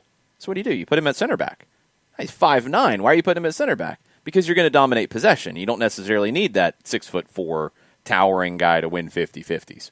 You need a guy like Mascherano who can play center back because he's a smart player. Franco Escobar is kind of turning into, man, I'm going to go ahead and make this comparison, and some people are going to get mad, but that's fine. He's turning into our Sergio Ramos in some ways because Ramos, younger, played a lot on the outside and then turned into a center back. Franco kind of has that combative nature of a Sergio Ramos as well. Liverpool fans are probably very angry about this, but I'm sorry. You need guys who can play multiple roles. Jeff Larentowicz has played as a center back and as a 6. Mm-hmm. Meza could be a guy who plays as a 6 when you need it. Walks can play on the outside when you need it. Sometimes it's about the combination of people as opposed to he can only play here, he can only play here. Now, some guys, Bellow's not going to play as a center back. If you had to play 3 in the back late in the game because of things happening, could you tuck him inside to play as one of the center backs but be free to go when needed? Sure, you could do that. You could do the same with Lennon. You can do that with an outside back, but you've got Escobar, Walks, Larentowicz, and potentially Meza who can play a variety of roles there to find the right fit. And right now, where you're having to rotate guys to just piece together lineups with fitness being a big issue, that's helpful. Yeah. And one other note, and I think more people are catching on to this now. Anton Walks, I think, was a signing that was a little bit slept on by the fan base in January. I think it was January when they did it. Because he had some other flashy moves. Like Naza, that was a big flashy move after you sold LGP. Walks kind of was not a move that generated as much attention. That's another one where you've got to say now the front office really got that one right. For kind of being brought in to a utility role this year, I think he's been phenomenal. And I think he's improving, which is another really good sign. You're at the end of the season now where you've had this match compression. You're looking for guys who are maybe showing signs of decline, signs of fatigue. I think Walks is improving. And I think that is a really, really good sign. A very, very encouraging sign going into these final 5 matches. Well, and Anton, he was here. He goes to Portsmouth, and he gets that chance to get the regular reps, and he gets that opportunity overseas. So he comes back here as an older player, a more experienced player, and you see him back in a comfortable environment, but he's got a couple of years under his belt. So he's had the chance to grow into those roles at the back at the same time. Well, I think he's matured personally, too. I think that's a big part of it as well. So he's in a good spot right now. He was, I know everyone had Miles as their man of the match on Wednesday. Jason and I, we talked about it. I thought it was Walks. Yeah. I really, really did. I thought with, and if you look at it statistically, his blocks, his clearances, his possessions gained, I thought Walks was phenomenal on Wednesday. They don't get that point without Walks. They don't get that point really without a lot of people. But they certainly don't get that point without Walks. So now they have a much different kind of test in Toronto, who has been very good. Now, the same questions that we've had about Atlanta and fitness and who's going to play, I think you have to look at that for Toronto as well, because they had a mostly first-choice lineup on Wednesday. Backline, Alro, Omar Gonzalez, Chris Mavinga, Richie Larea, Marky Delgado, Jonathan Osorio sitting behind Alejandro Pozuelo, Pablo Piatti, who's really good and not talked about enough in this league right now. Nick De Leon, who's their utility guy, who seems to love playing Atlanta. Ayo Akinola, who is a young forward, but as Andrew Farrell learned from New England, pretty strong fella. He can bowl you over if you're not ready for it. Are you going to see rotation with that group? Does Patrick Mullins come in? Crafty, veteran player. Does a Liam Frazier come in? I don't want to see that. Mullins has been playing great. Mullins has been playing well. They don't have Michael Bradley or Josie Altidore at the moment. They didn't have him Wednesday. We'll see if Greg Vanney updates anything with their availability. This is kind of what they have to roll with right now, with the exception of Mullins, maybe a Tsubasa Endo coming off the bench that can hurt you. Liam Frazier's a player I like. I'd love to see Laurent Simon come on to the match because I don't really rate him as highly anymore. But that's a really good starting lineup for Toronto, and Pozuelo's having an MVP kind of year. Yeah, and then, they've suddenly now there's some kids that have been in their match day selections. I don't know. I don't expect Greg Vanney to turn the keys over to the kids in this match in particular, because they, like Atlanta United, have a 6-day break after this. So I think both teams are approaching it in terms of selection in the same way. Hey, how much can you give me? Can you give me 90 more and then you have a couple days off? Can you give me 90? I'm sure absolutely that is the conversation being had in Marietta today, and it's probably the same conversation in East Hartford. Can you give me 90? If so, or can you give me 60? If so, you're going to start. Just give me 60, and let's get out of here with whatever we get out, and then, keep it moving the next weekend. It's a really fascinating matchup from that standpoint. I know this sounds crazy. I actually think Atlanta United is a little bit deeper than Toronto right now. I do too. I think Toronto has maybe the better overall quality in their first 11 right now, because Atlanta doesn't have Barco. I don't know what's going on with Josetu, but they don't have him right now. So I think, like, He was back in the group on Wednesday, so he's close. Yeah, you're right. You're right. He was in the 20. He's not playing right now. Yeah. I think the better overall quality in the first 11 belongs to Toronto. I think if this game is there for the tanking late, I like Glassy's hand, his poker hand, more than I would like Greg Vanney's. So it's going to be interesting to see if Atlanta United, and they've done a good job of this for the most part lately, can weather that early phase of play where they don't give up a goal in the first 15 minutes. They've done a pretty good job of that outside of the Chicago match, and quite frankly, if they didn't do it in Chicago, they probably would have gotten a result there. The way, and honestly, now that's starting to look like maybe a more costly loss than we initially thought. Chicago's playing a lot better. But in any event, what's going to fascinate me when we talk with Glassy at 2:00 is where's Escobar, where's Moreno? If Escobar can play, and that's a big if because it sounds like it's an injury situation, I'm starting him at right wing back because Lennon was exhausted and took a knock too at the end of Wednesday's match. Yeah. And it led to the Breck-Shea goal, unfortunately. I am assuming Moreno is going to be in the team. Yeah. Sounds like with him, it just wasn't enough time to recover from Saturday. And I think some people have made too much of that. Like it's a perfectly understandable and reasonable situation. You're only doing individual training. You've had travel. You've had a lot of work on either side of your travel because you were in training camp down in Argentina. It's a completely understandable situation that he couldn't turn around and be ready for Wednesday. I do expect he'll be ready for Sunday. If that is the case, I think you have another question that you're going to have to ask is if Moreno's good, do you want, I would set up the team this way. I would put Mulroney on the left wing.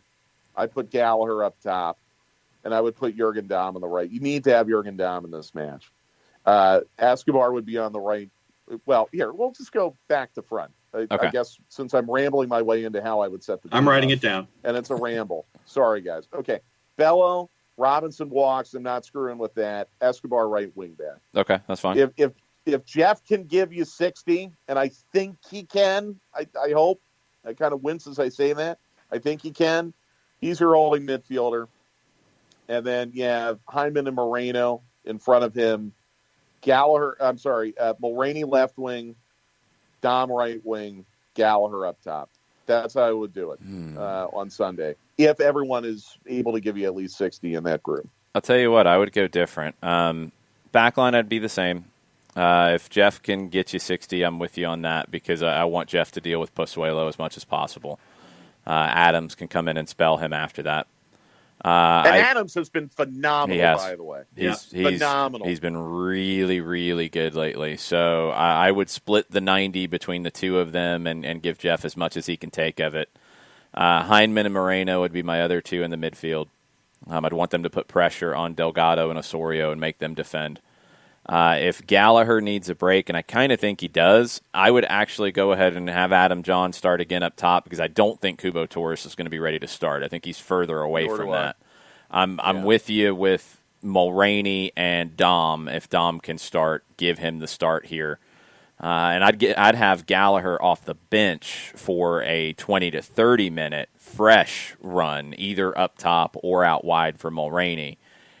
I do think that when you look at the two lineups and you look at the rosters right now, Toronto, outside of Mullins for Akinola, which is kind of a toss-up, to be honest, Frazier coming in for one of your central midfielders, which is a step back, that's about it in terms of meaningful changes they have. I mean, Simon is an experienced player. He can come in for one of your center backs if you need to. I think you take a huge hit in speed. They don't have any other game changers in that group. And you look at Atlanta off the bench, if you go with the lineup that I just said, let's say you rest Gallagher. Okay, you have him off the bench who can change a game late. He brings that energy. He scored goals this season. And he can give you something different. You can look at, Okay, if you start Dom, you don't have him. You've got Kubo Torres potentially off the bench. You've got potentially Hosetu off the bench. You've got Lennon off the bench in this scenario, which is a great option off the bench for 15, 20 minutes if he can't go 90. Even if he's tired, he can give you that. You've got a lot more quality off the bench to change the game late in the second half if you need to. I totally agree. I think we're on the same page. That's why I think this is a really intriguing match. And that's actually why I think the fact that you stole a point on Wednesday, and I don't want to say steal, but I mean, let's face it, you were outshot 21-3.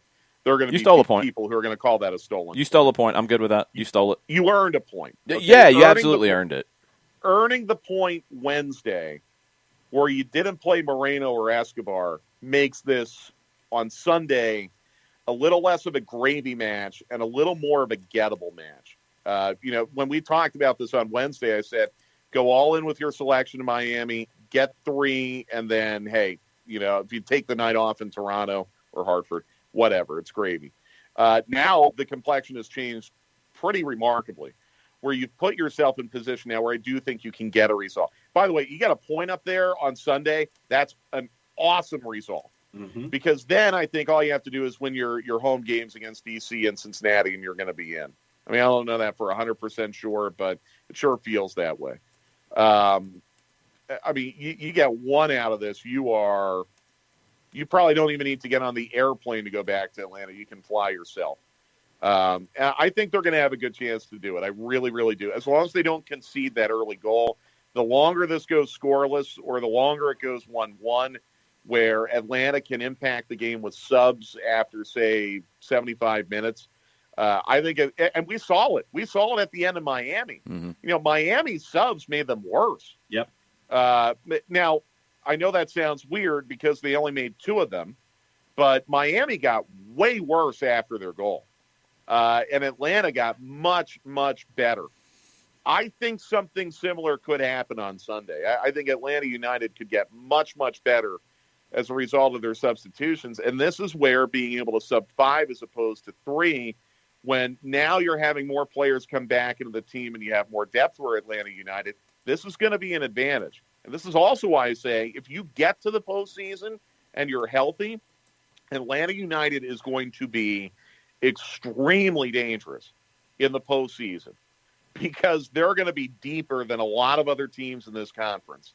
And they're going to have the ability to impact the game in a big, big way with 5 substitutions as opposed to 3 in playoff games.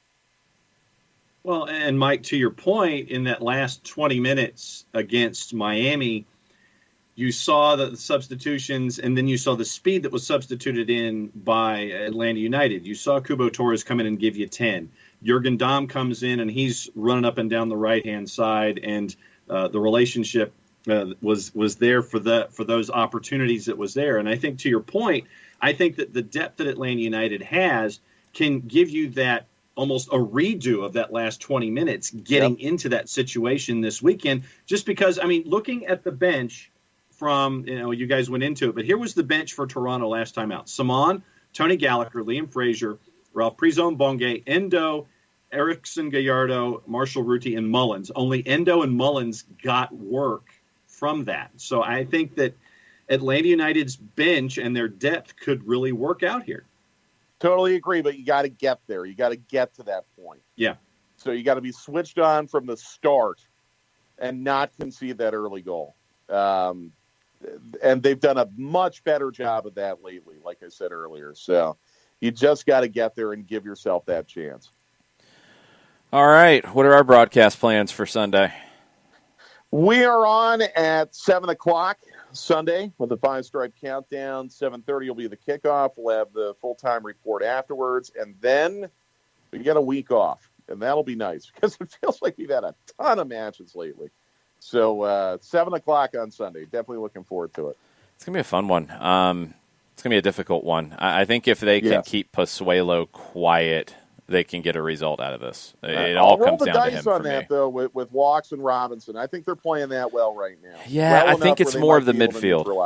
I think it's more of the midfield. Pozuelo's going to hang back a little bit more and try to stay away from Robinson and Walks. I think it's going to be more on Lorenowitz, Adams, potentially Heinemann, even Moreno. If it's Wyke, if it's Remedi, if it's Josetu, those central midfielders are going to be key in keeping Toronto occupied. Because if they can't play through the middle, I don't think they're nearly as dangerous. I'm with you. We'll see. It's going to be a fun one. See you on Sunday, Mike. Okay, guys. Take care. Be good. See ya. All right. Let's get into our next guest, Doug Roberson of the Atlanta Journal-Constitution, joining us in just a minute once the virtual producer, William, gets it done. William's working hard this morning. Oh, and from Martin Ross at Sports Business, global news editor. ESPN Plus's long-awaited SPFL rights deal in USA is now done. Agreements also signed by Infront with Match TV in Russia and Polsat in Poland.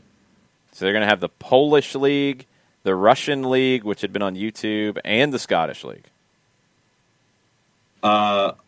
I think the Scottish League is going to be shown in Russia on Match TV and in Poland on Polsat. Gotcha. Okay, gotcha. Never mind. Sorry about that. Doug, we're getting all confused here as you join us. How are you?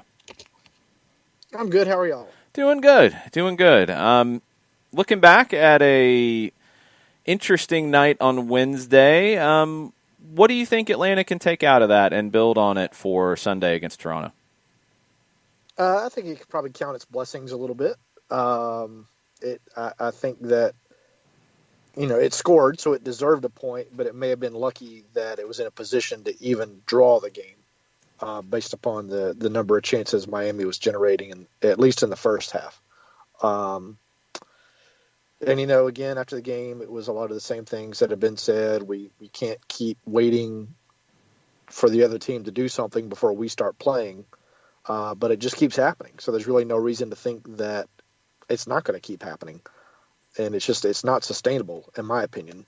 But Atlanta United has shown that occasionally it can come out on the front foot, and that's what it's going to take against Toronto.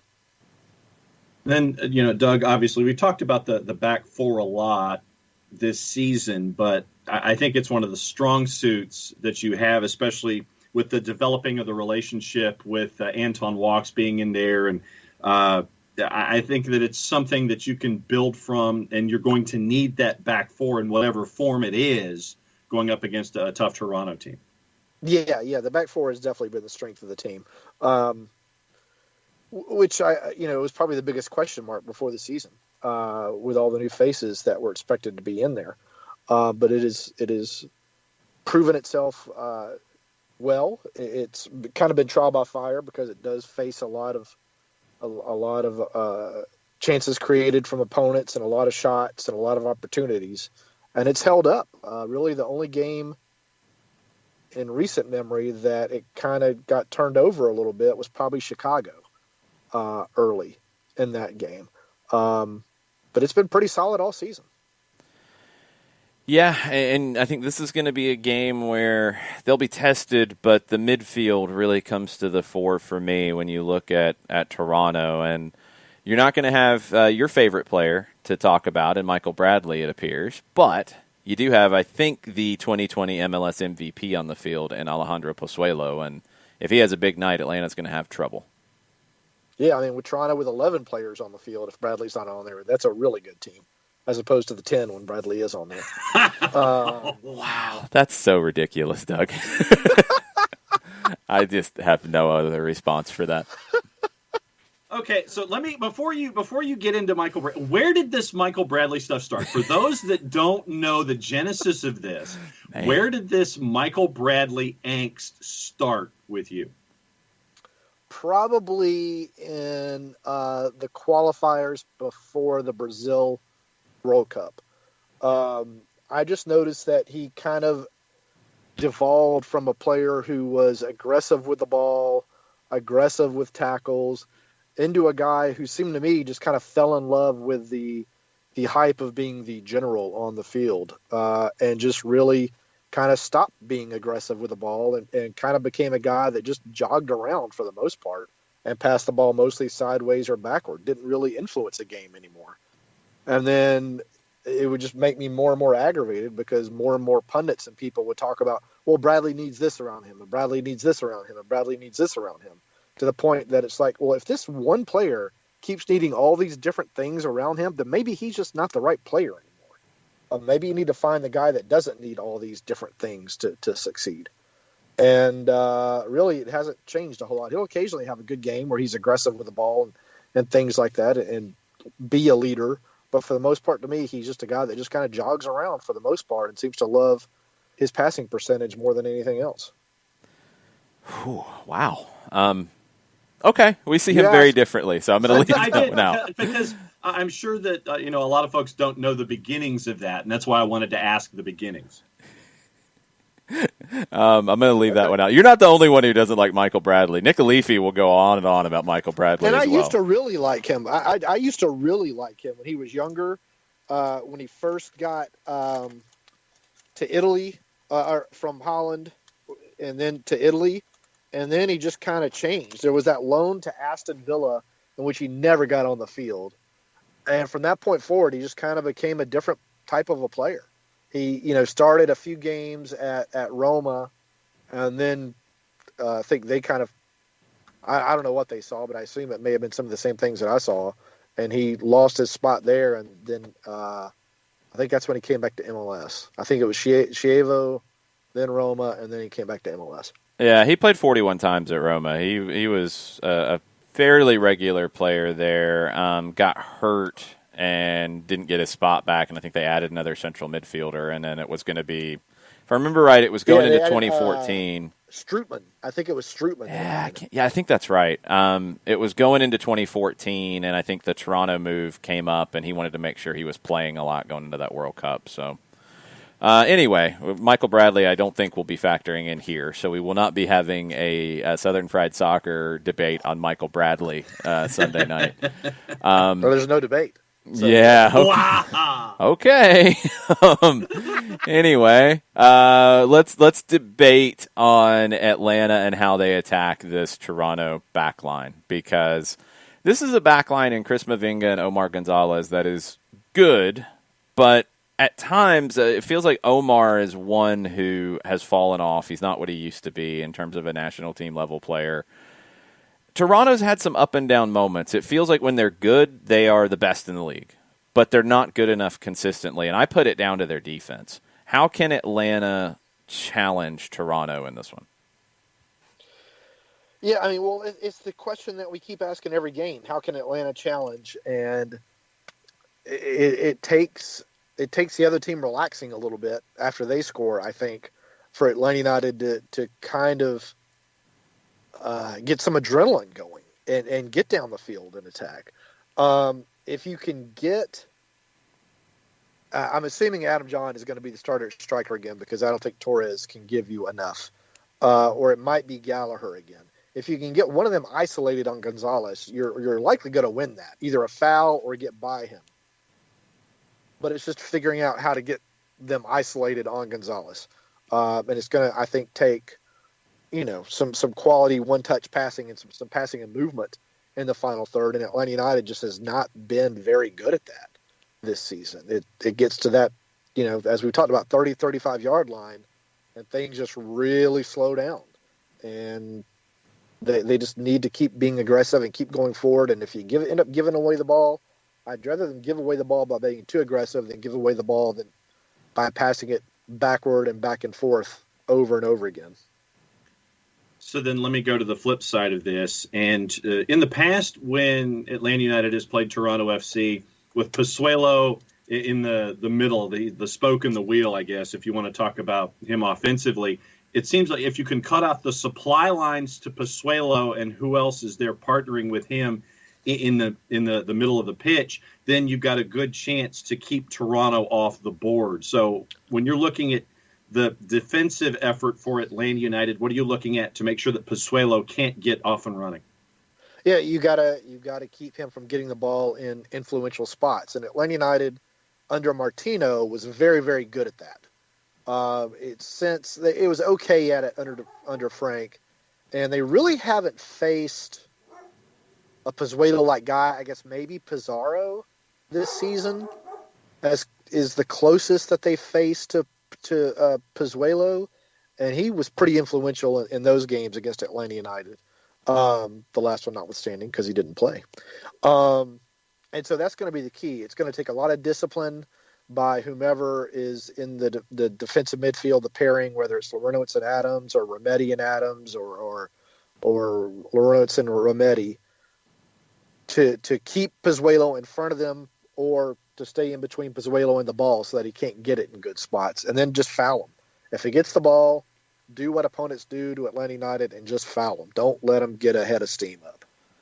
That's one thing Atlanta has definitely changed in the last month, I guess, since the Dallas game, is they are committing more of those fouls. When the plan A doesn't really work and the opponent gets into dangerous spots or starts to break, they'll commit that foul. The foul numbers have gone up a lot from Atlanta. Don't think it's by accident. They kind of have to. I mean, it's a good tactic to use, particularly with the erratic behavior of MLS referees. You just got to be smart if you get that first yellow, not to keep doing it, which Franco was lucky 3 games ago, I think it was, to not pick up a second yellow on a tackle. But it's what Atlanta United kind of needs to do. If it doesn't, sometimes it can look like it's on roller skates on defense. Who's the best team in the East right now in your mind, Doug? Toronto. I mean, they lead Philadelphia by 1 point or 2, and then Philadelphia just finally completed the official transfer of arguably its best player or its second best player, depending upon how you look at it. So Toronto, to me, is the best team in the East. I think Philadelphia is. We'll see. We'll see how Toronto holds up. That's a game that if it comes down to those two, that's a game that'll be a good one for the Eastern Conference. We'll see if anybody else can make some noise to get in there. Who's your wild card in the East that could break that up? Who could be your surprise? Orlando? Yeah, I think they're in third right now. I think I looked at it this morning. I think they're in third. And they just added another. It looks like they added another player whose name escapes me. I'm sorry. Good midfielder. Alvarado. But I know it's an attacking player. Yeah. Which I would think they would have tried to strengthen the defense because their attack is pretty good. Central midfielder. Unless they're just not counting on Dwyer coming back at all. Nah, central midfielder. But yeah, I think they could sneak past if Toronto or Philadelphia stumbles. I think Philadelphia is going to struggle a little bit now without Aronson. But no, he's finishing the season out. He's not leaving. He's finishing the year out. Oh, he is finishing the season? Yeah. Oh, okay. I thought he was going through this. No. Okay, good. Yeah, he's finishing the year out. Good then. Yeah, I don't think they could have survived if he had lost. Orlando and Columbus are both on 31. Philly's on 35. Toronto's on 38. It's New England and NYC on 28 and 27, respectively. The Red Bulls have pulled away from the back group on 24. And then it's Nashville on 21, Montreal on 20, Atlanta on 19, Chicago on 19 with a slightly less goal differential than Atlanta, also a game in hand. Miami on 18, and I think we have to talk about Cincinnati on 16 as well. They're within shouting range. Yeah, no, Cincinnati's in the – Cincinnati, that big win over Columbus kind of pulled itself back up. And so, I mean, if Atlanta United doesn't get any points tonight – or, I'm sorry, Sunday, that's not going to be a surprise. But it has to get 3 points against DC United, or its chances are, I think, pretty much done at getting a playoff spot. All right, let's get into predictions. This is a hard one to predict. John, what do you think? I think it's a 1-1 draw. You're going 1-1? I'm going to go with the 1-1 draw. I think that the Atlanta United defensively that we've seen where they're not afraid to just go ahead and give the professional foul and knock somebody off their pins a little bit. I think they're going to disrupt Toronto. And I just think that the depth that Atlanta United has on their roster is better depth than what we'll see from Toronto FC. And it wouldn't surprise me if it was another late goal situation like we saw a couple days ago where Toronto might have a lead. Atlanta United scores late, and it's a 1-1 draw. They get out of Hartford with a point. Doug, what do you think? Toronto has twice as many points as Atlanta United, so I'm not sure you could say Atlanta United has better depth than Toronto right now at this point. I think Toronto wins this 3-0. Wow. Okay. I don't think Atlanta gives up 3. I think Atlanta has to play a little bit more like they did the second half. But honestly, with the attitude they had on Wednesday in general, where it was defend first, it was be smart, get out when you can like you did in the second half. The question for me comes down to who's available, and that's where I just don't know yet. If you have Moreno, Escobar in this team, you have Dom who's ready to start, I think we're having a very different conversation than if you don't have any of them available to start. I think you'll have some. I don't know if you'll get all 3. I'm going to go with the idea that all of them will play a big part. And I also think Atlanta is not defensive, but also not too risky. I'm going to go with a scoreless draw.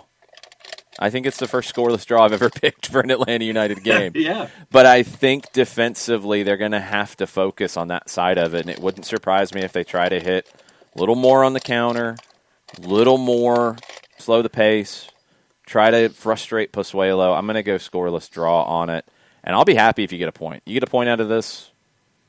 Yeah, I think Atlanta United would be very happy to get a point. Yeah, you get a point out of this, you're going to be very, very, very happy. What do you got between now and Sunday at the AJC, Doug? Well, we're talking to Stephen Glass, so hoping to get some availability updates on Escobar and Moreno and Barco. And then we're talking with Miles and I think Mo today. Yeah. So we'll see what they have to say about things, and then I'll write whatever the news is from there. Excellent. And the Sunday story will probably be about Pozuelo. It also wouldn't surprise me if Toronto sits Pozuelo in this game and gives him a rest. That's one reason I'm stretch. going with the kind of scoreline I am. I think even though Toronto does have a week off like Atlanta does after this game, they've played this group a lot. And that's where I'll go back to what John said about depth. I don't think Toronto has as many different options. Now, you can say the quality of the options is different. The quality of their first-choice options is different. But they don't have anybody to come in and play for Pozuelo. They don't really have – they have one more central midfielder that can come in and play for Delgado or Osorio. They've got one center back who I feel like is a step down big time from Gonzalez or Mavinga in Laurent Simon. They don't have a lot to turn to, and if they do have to rotate, they're going to be much less proven. It's a very different Toronto team if they rotate, whereas Atlanta, if they rotate – kind of the same we've seen all year because they've rotated all year. So we are what we are. I just flash back to last year when Toronto rotated, when Atlanta United went up there and almost rolled them out of the game in the first half. I think that was last year. The one up there that they ended up winning late. No, that wasn't. They didn't roll you out of the building. 2 years ago, they all run together at this point. 2 year. It was 2018. That was the one that Pitti missed the penalty kick. No, that was Toronto last took year. An early lead, and then you answered Toronto, it. Yeah, you answered it. Atlanta answered, and then Leandro had the slide tackle red card, and then Atlanta United got the red card, and Pitti missed the penalty kick. Yeah, Leandro had the handball red card. It was before they changed the handball rule because I think he would have gotten away with it now. Under the so it was current 2 rules. years ago. I'm thinking about them. Okay. Yeah, it's not going to be easy. But if you get anything out of it, you're in a good position, and we'll see where the rest of the results fall. Southern Fried Soccer, when I get back to a car in a parking lot, how about that? Sounds great.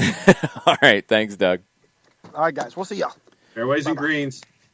All right, lots of different predictions. Christopher Abel goes 4-0 Toronto. He one-ups Doug. Jarrett goes 2-1 Toronto. Ricky goes 2-1 Toronto. Abby goes 1-0 Atlanta. Shiva goes 2-2 draw, because that's always the case with Toronto. That is the most common scoreline. Burns says 2-1 Toronto. Okay. Jared also adds by saying at least one sending off as it gets rough as hell. It's very possible. Talking about getting rough. Burns says, MLS refs destroying the game. If I'm an owner that spends millions on skilled players, I would be furious and demand changes. But as always, the spendthrifts run the competition committee. And I said it in the chat, and I'll say it here. There have been a lot of conversations had about the way refereeing has gone this season. Lots of things have been said to Pro and to the league about this. It's not just here in Atlanta. It's others that have said these things as well to the league. Peter Vermes is furious that his team didn't get points, didn't get an opportunity at least to get points. Probably should have the goal should have counted, but didn't at a minimum get a penalty depending on when the whistle was blown for a horrendous decision. And an even worse decision that the VAR didn't help get it right. Either the referee didn't want to talk about it or the VAR didn't give him the right information. Awful. And it's affecting results. It is affecting skilled players. It's affecting the flow of games. It has to change. I totally understand that it's a hard year for referees as well. I totally understand that you've had to push some referees into games that maybe they weren't quite ready for. All that is fine. I don't want to see referees lose their jobs. I don't want to see referees get punished unfairly. I don't want to see referees publicly criticized unfairly. But when you have a situation, and we've talked about it on 92.9 The Game, because we have been told that Pro told Atlanta United that they got it wrong on the Nicholas Figal situation, and he should have been sent off, but they did not publicly say that. Mm-hmm. There's no excuse for that. None. Because that's not a kid referee in that game either. No excuse for that. If referees get it wrong, stop the dance of defending it. I'm not talking about the offside and the interpretation of that. That is an interpretation, and they are completely justified in their interpretation. I disagree with their interpretation. That's a debate for another day. That's fine, because those things happen everywhere all the time, no problem. When you got players getting hit in the mouth, and yeah, we should have given that a red, but we're not going to say it publicly because we've already had to say things publicly a lot of times this year that our referees have made mistakes. I don't care. I don't care. People understand, or they should understand, and if they need to be told by you how hard it's been this year for referees, tell us. I want referees to have more resources for development. I want referees to be able to come into the league and work quicker at a higher level. I want referees to get all the resources they need to develop because they don't get as many as coaches. They don't get as many as players from the federation or the leagues or whoever's going to fund it. They don't get that. They need to because it affects the quality of the game. Coaches can't coach as well. Players can't play as well if the referees can't manage the games as well. I'll back the referees 1,000% on getting more resources. But I'm going to do that with the understanding that when mistakes are made, they are either corrected, they are corrected by a disciplinary committee, or it is at least admitted to. Because it doesn't change if you don't publicly say that we don't want players throwing elbows or forearms or whatever at opposing players, potentially knocking them out, potentially at a minimum knocking teeth out, potentially at a minimum putting them out of a game, busting them open. We don't want to see that as just, that's a yellow card, that's fine, that's okay. That's a game where Atlanta should have had a man advantage for a second half. And you need to admit that you got that wrong. Pro's got to be better. Pro needs more resources to be better. Completely agree with that. But they got to be better in admitting they're wrong. And referees have to stop getting defensive whenever anybody says anything. There are plenty of situations where people are 100% wrong in how they read the laws of the game, or they flat out don't know the laws of the game. And you start criticizing a referee for something that is completely incorrect. That should be pointed out too. That should be pointed out. We try to do that whenever something comes up, and the referee got it right. I will tell you I think they got it right. They need to be backed up when they get it right. We don't need to have bad information out there slandering referees. But when they get it wrong, they have to admit they got it wrong. Coaches have to admit that. Players have to admit that. Referees have to admit that. That's the only way it changes. We can't then just start saying, well, no, stop. It hasn't been a good year for the referees. It needs to be better for this league to be at the level it can. And you start that by actually admitting mistakes when they happen.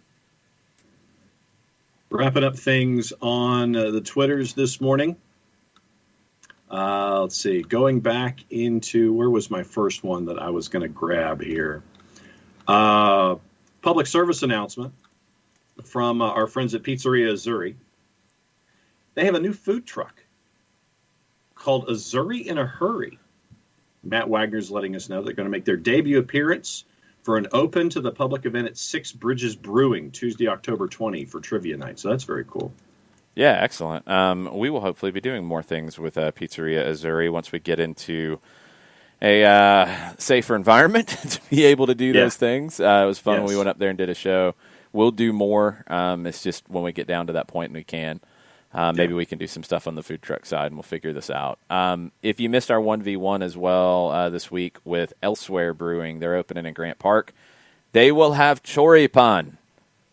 And if you do not know choripan, you need to know choripan. They will. It's a pretty cool concept with the brewery, but their food menu is heavily influenced by the Argentine asado. And choripan is the greatest thing ever. It is basically... It is not a hot dog, but it is the equivalent of you go to a game here, you grab a hot dog. That's the classic thing you think of. It is that. It is a sausage that is so much better than a hot dog with some chimichurri. It's so good. They're going to have those and in the true Argentine style, along with other food that's just it's an asado style menu, and everything else will be influenced by Argentine cuisine, which is very, very cool. Because you get all kinds of Italian and Spanish influences as well. That 1v1 was a lot of fun. Great story. I mean, a former Army Ranger who had an awful injury on a jump where his parachute did not open, which is not good. And he started home brewing, and he got into it, and then he traveled the world to learn more about it in different countries and is now opening a brewery in Grant Park. They should have their liquor license any day now. Everything has been so slow with the pandemic and just city offices being actually open. Amazing story, really cool concept. We'll be doing shows there next year at some point for sure, and you will be having an asado with us, no question. Nathan Pugh says, footy is supposed to be fun and optimistic. 2-0 to the Stripes. Why not? # Unite and Conquer. Would love to see it. I mean, look, the results are crazy. The top 9 teams in the league lost on Wednesday. So, it can absolutely happen. No question it can happen. Because I don't think Toronto's all that deep. If they do have to turn to some of these players that we haven't seen very much, they're going to struggle more. They will. Atlanta has to take the game by the scruff of the neck. They have to be the bullies in this one for sure. Tafka says, I know it's old school, but there needs to be a free youth team attendance day or a couple of games when you wear your jersey. Hook those 8-year-olds, man. It's easy to do when you're not selling all the tickets. And that's a classic one that American soccer teams have done. You wear your jersey, you get in free. Here you haven't had to because you've sold the tickets. I have no problem with kids' discounts and getting kids in or figuring out ways to do that. I want to see that happen far more often for the twos as well, where you can hear everything on the field. Kids can watch from very close and see more, and it can become a coaching opportunity. I loved when I was coaching, taking guys to Silverbacks games because you could point things out very close, very nearby, and you could hear what was being said on the field. So that's an even better opportunity. I'd love to see that for the twos going forward. And then Tafka says, I think under $1.5 million is a good benchmark for this U22 rule. You'd want the rule to encompass a Barco type and an Eric Lopez type. Under $1.5 million for salary? That's what I'm guessing, yes. I'd even go a little bit further if you need to. But, yeah, you want it to incorporate big spending on transfers.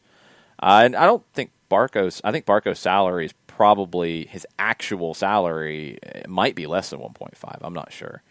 I'd stretch it even further just to make it as big as it can possibly be for teams who want to go as big as they possibly can on this. It's still only 3 guys. It's not going to completely tip the scales. They are younger players who don't always come in and hit the ground running, but it would give you that possibility of going to get, especially right now, you look at the Argentine league and you look at their top young up-and-coming talent, and you're looking at clubs like Talleres, you're looking at clubs like Argentinos Juniors, you're looking at clubs that are smaller that need the money. Newell's needs money right now.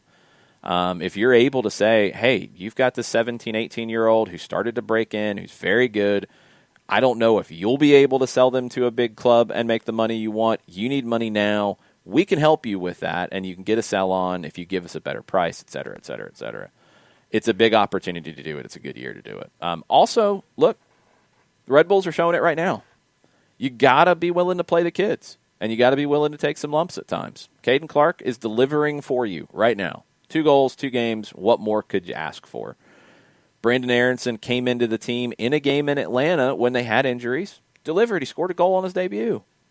You've got to trust playing the kids when the time comes. You're going to take some lumps. They're going to make some mistakes. I have inexplicably seen criticism of George Bello this season. Yes, he's been beaten a couple times. He got beat by Lewis Morgan. He got beat. Cross comes in. It leads to a goal. But he doesn't get better if he doesn't play. You have to play. Because there is that balance, as we go back to the Brendan Aronson Philadelphia conversation, there is that balance of producing players, selling players on, but they have to play to do that, but you also have to win games. So you've got to have the development be on point. That's a tightrope to walk all the way across both sides of it. And it's something that we're getting better at, and we're seeing more kids play, but yeah, you've got to play these kids. This U22 initiative gives you some more flexibility to do it. I wonder if it gives you some flexibility even for, if you were a team, I think Kansas City would have been the team in this situation. It would be St. Louis by now. Josh Sargent comes through. And a Josh Sargent, you can't sign him as Gwen is a big Josh Sargent fan. We have these arguments all the time. Josh Sargent comes through, and you can't sign him to your normal homegrown deal because he's going to get more money to go to Werder Bremen. Could you sign him to $1 million a year and put him in your U22 spot? I'd like to see you have that ability to do it because you're going to see more players come through your academies that are at that level. Weston McKennie. Dallas can't sign him to a normal homegrown deal. They don't want to necessarily sign him to just a senior roster spot. Okay, this will give you a little more flexibility. I hope. It should. If it doesn't, they need to add that loophole.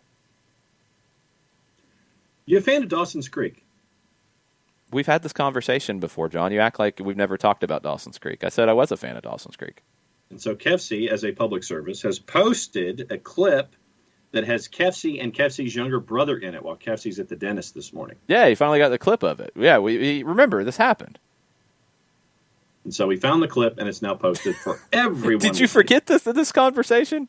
I completely forgot this conversation. You completely forgot teen dramas down here. I remember teen dramas down here, but the Kefsey link to Dawson's Creek I forgot. Oh, my goodness. What is the memory pills that they do infomercials for? Prevagen, I'm taking them. Take more. Man. Craziness. Up the dosage. Are you into the Mountain Dew now? Is that helping? Right there. Okay, good. Good.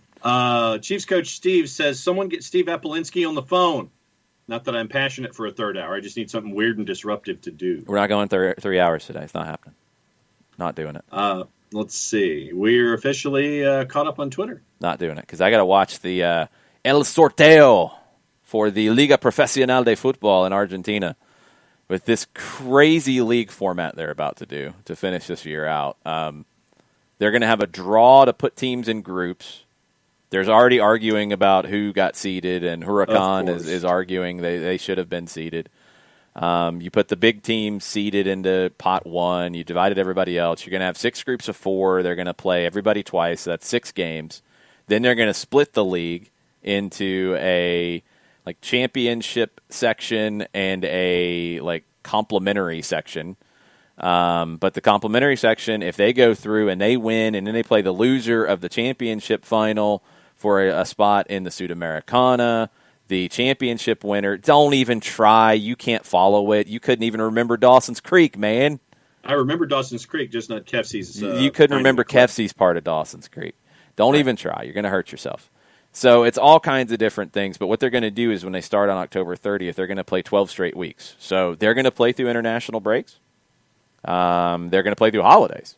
They're going to play 12 straight weeks, have the finals on, I think, mid-January. I think it's January 19th.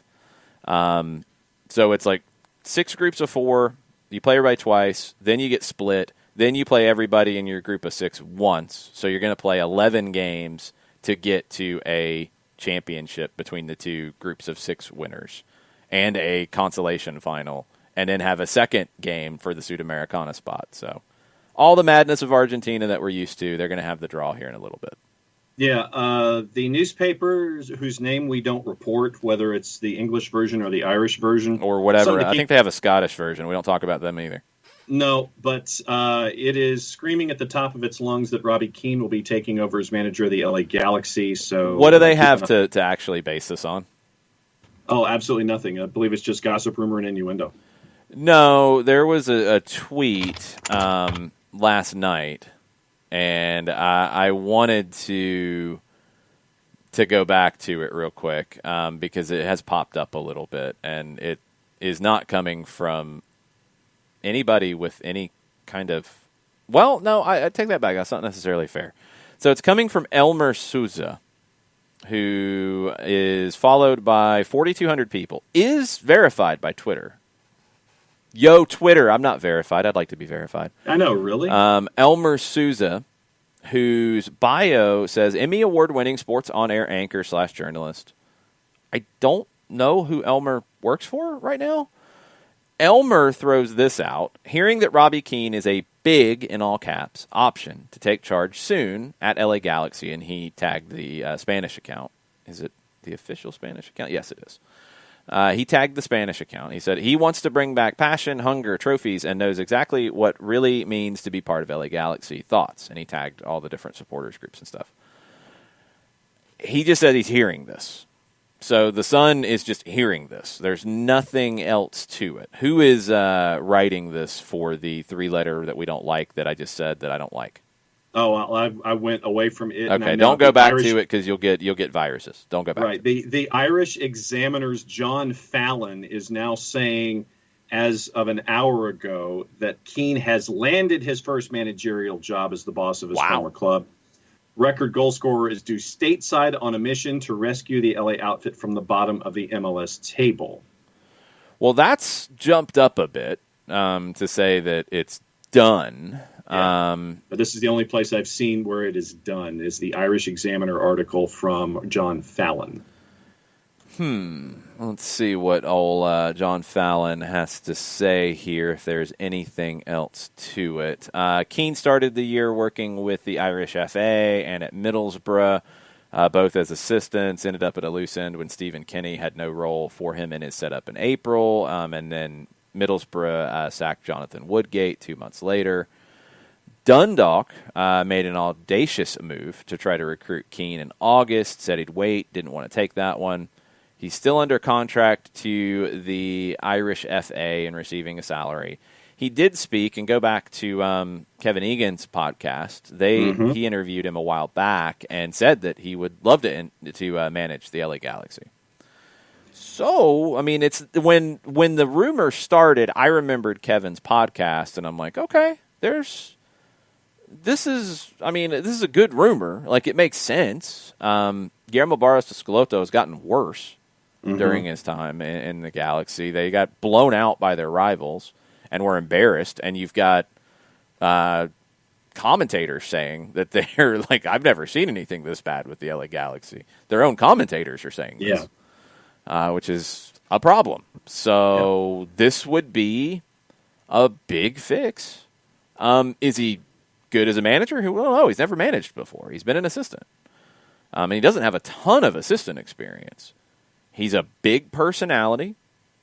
He knows the club inside and out. He would be learning on the job. The question would be who his assistant is, because I really do believe in certain situations this kind of hire can work. Like somebody who's not all that experienced but has the right temperament, right personality, right connection to the club. That can work. You have to have a great number two to make that work. I watched it firsthand here in Atlanta with Eric Winalda at the Silverbacks. Winalda was incredible dealing with individual players. Incredible getting the most out of individual players. Because he could have a conversation with you that very few could because of his history in the game. Diego Maradona and Ignacio, same kind of thing. Like, I mean, you're talking to a legend. That's going to help you. But you didn't go through all the coaching licenses. You haven't coached 20 years and know things inside and out, how to solve a problem. You got to have the right number 2. Eric did, and they went on that Open Cup run. Ricardo Montoya, his staff who'd come up from the reserve team, really did a lot of the day-to-day from the training session side. Eric oversaw it. They had a good relationship. Eric stepped in and got the most out of the players, was the man manager. You had the tactics. You had the training sessions being run, not by a separate group entirely, but in conjunction. You would want that for Robbie Keane and the Galaxy. You got to have the right assistant for him there. Maradona at Gimnasia, he's actually gotten decent results with a bad team. He's got a good staff around him. He's got guys who can manage the day-to-day and let Diego step in. And when you got a young striker who's not finding the back of the net, Diego pulls him aside and has a conversation. You can get something out of that. So it's a different situation than other managers, but it can work. And, man, the Galaxy needs something to feel good about right now. Robbie Keane coming back into the fold absolutely would make them feel much better about their awful season. Elmer Souza is the special correspondent for Marca Claro, based in Los Angeles. Okay, I think it's Marca Claro. Marca? It's not Barca. Okay. It's Marca. Okay. So there's a little more to it then. And you add the Irish Examiner onto it. You got a lot of smoke billowing out of Carson, California. We'll see if something happens. What else we got on Twitter? We're caught up. Okay, we are caught up. Let's get into the Twitch pitch because we're not caught up. Christopher Abel wants to get referees from Argentina for MLS. I have no problem with that. It'll be a different kind of bar, but I don't have a problem with that. I would much rather see them go Latin with the referees because you have a very heavily Latin player base. Latin referees handle games differently. Watch a game in Mexico versus watching a game in MLS, and watch the referees. I've told the story before, but I think it symbolizes it in a way. Watch the way that referees call penalties in Central and South American countries and in Mexico versus how they call them here. Here, you are taught. You call the penalty, you point to the spot, you get out of there.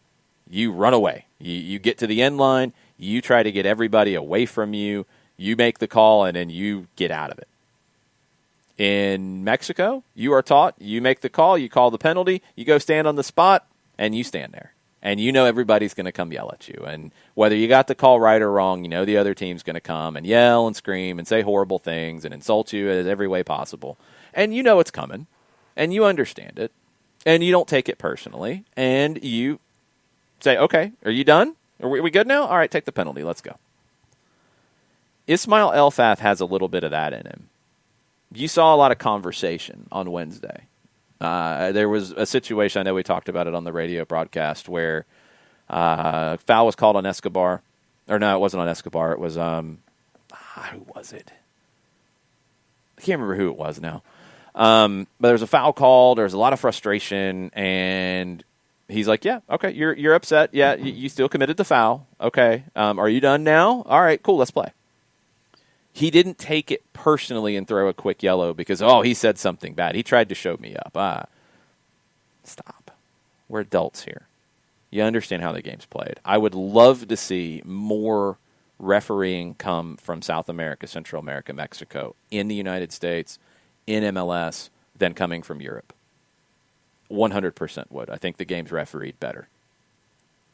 Let's see. Sean Vergara said, is it time to get 2 referees on the field? And no. I think that's harder for referees. I think the dual system that they use in some high school games is more difficult because if I have a referee in one half of the field in one half and then a different referee in the other half of the field and they call the game completely differently, I'm going to be insane. I'm going to lose my mind. It's hard to get 2 referees who call the game the same way. I don't want 2 whistles on the field.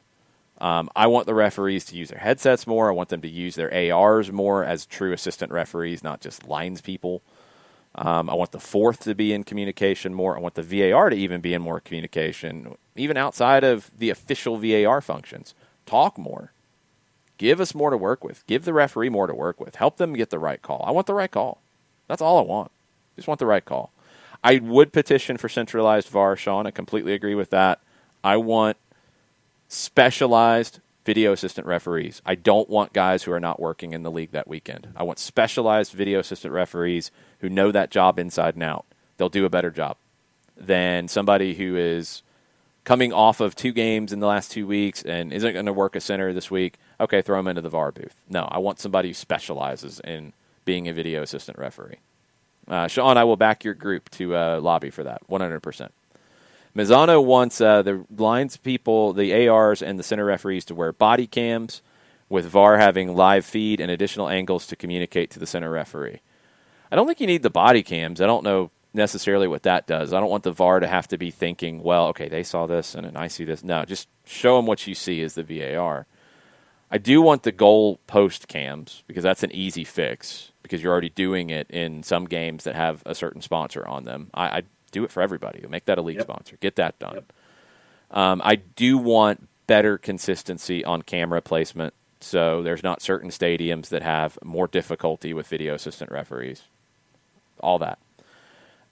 Chris Abel says, I want Mike Petke to manage Atlanta United after these referee calls. No, I don't want him saying the things he said to referees. Nuh-uh.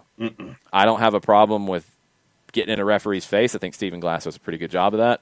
But no, I don't want Mike Petke saying the things he said to the referee that cost him his job. That was an embarrassment.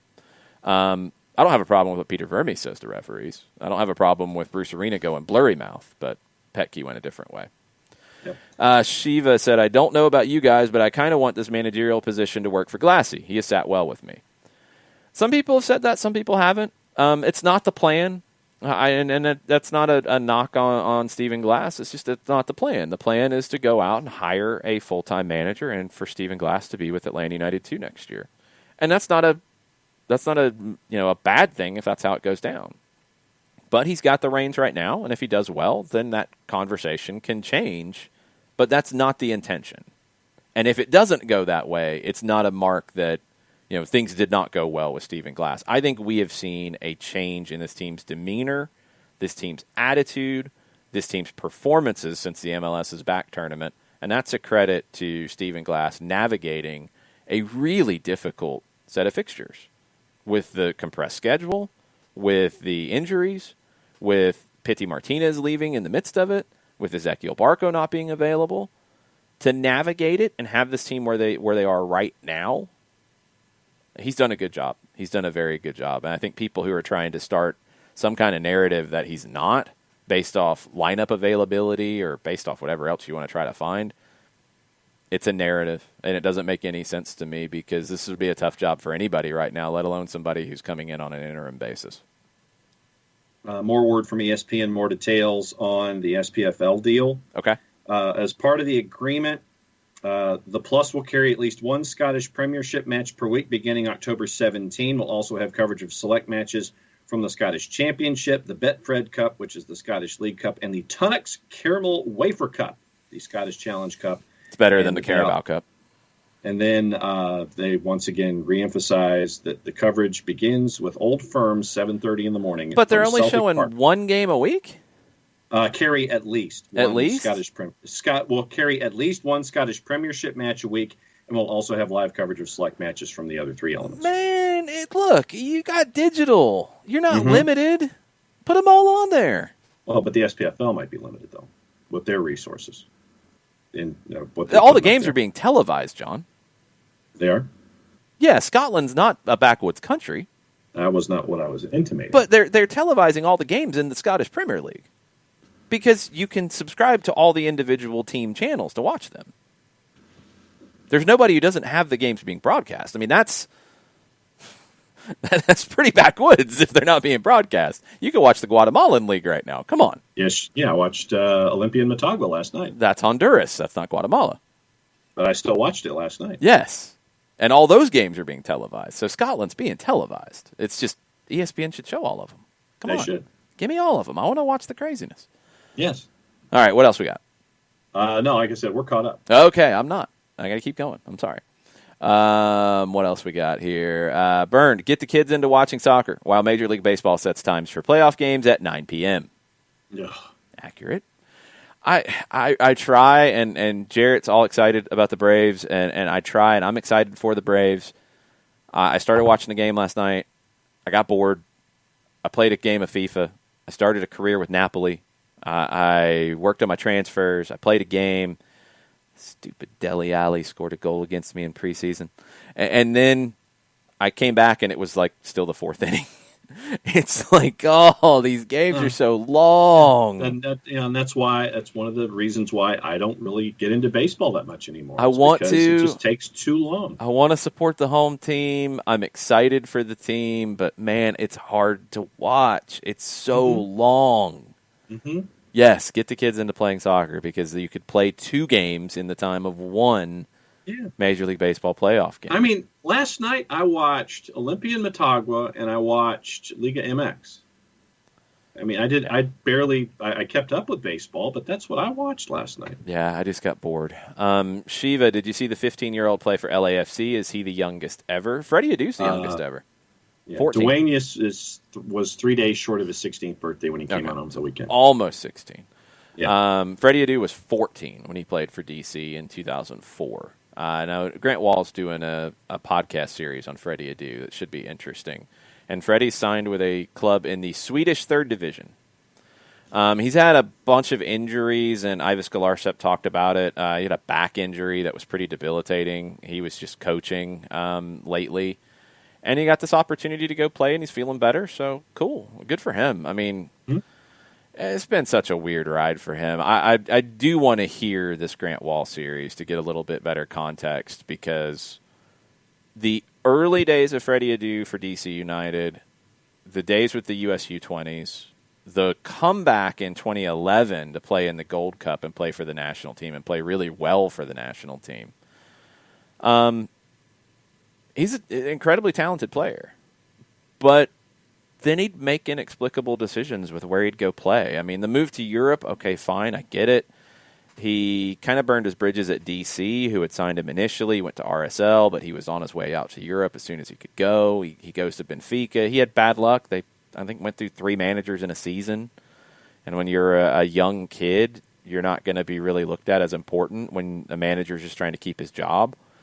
He'd bounce around and bounce around and bounce around.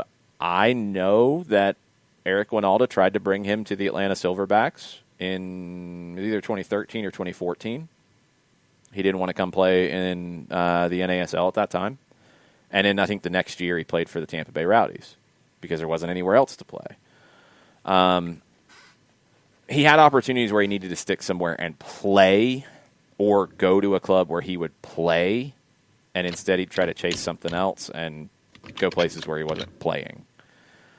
I think he had bad representation at times in his career, and that's a shame because he could have been more than he was. He also did have some injury issues towards the end, and you know, you get older, you have injuries. I hope he at least gets to end his playing career on his own terms. And if that's in the Swedish 3rd Division, that's in the Swedish 3rd Division. I think Freddie Adu's become a punchline in a, you know, kind of bad way at times, which is unfair. Incredibly talented player.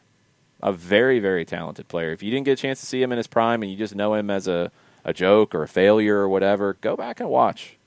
His time with the US U20s, he was outstanding. He had a goal against the Galaxy for DC late in a game that ended up getting a result. I've never been able to find video of this, which is crazy, but that was MLS in 2004, 5, 2006 maybe, somewhere in that ballpark. He had a goal late that won the game. It was an amazing moment. But he just couldn't do that consistently enough, unfortunately. Soccer for Good OG says, hashtag play the kids seems to be working for the Braves. It does. Burns says, is it just me, or have the Braves finally learned from Atlanta United that swag and fun sell in Atlanta? They're trying to learn it, or at least the players with the swag and the fun are trying to show it. You still get a very old-school baseball mentality that fun is bad, swagger is bad. The unwritten rules of baseball. Garbage. That does as much to hurt the game as anything. That's got to stop. Embrace the fun. Embrace the swagger. Embrace the bat flips. I have no problem with these things. All right. Best bat flip you've ever seen? Outside of Korea. I don't know. I don't have any way to judge that. What's the best bat flip you've seen? Jose Bautista in the Texas-Toronto series. Okay. when Bautista hit it was like the longest inning ever, it seemed. It was a 45-minute inning that was absolutely crazy. And Toronto was down, I want to say they were down 4 runs heading into the inning. And Bautista hits a home run that sends Toronto into the lead. And place goes absolutely nuts. It's at Skydome. And fastball gets grooved by the Texas reliever. Mm-hmm.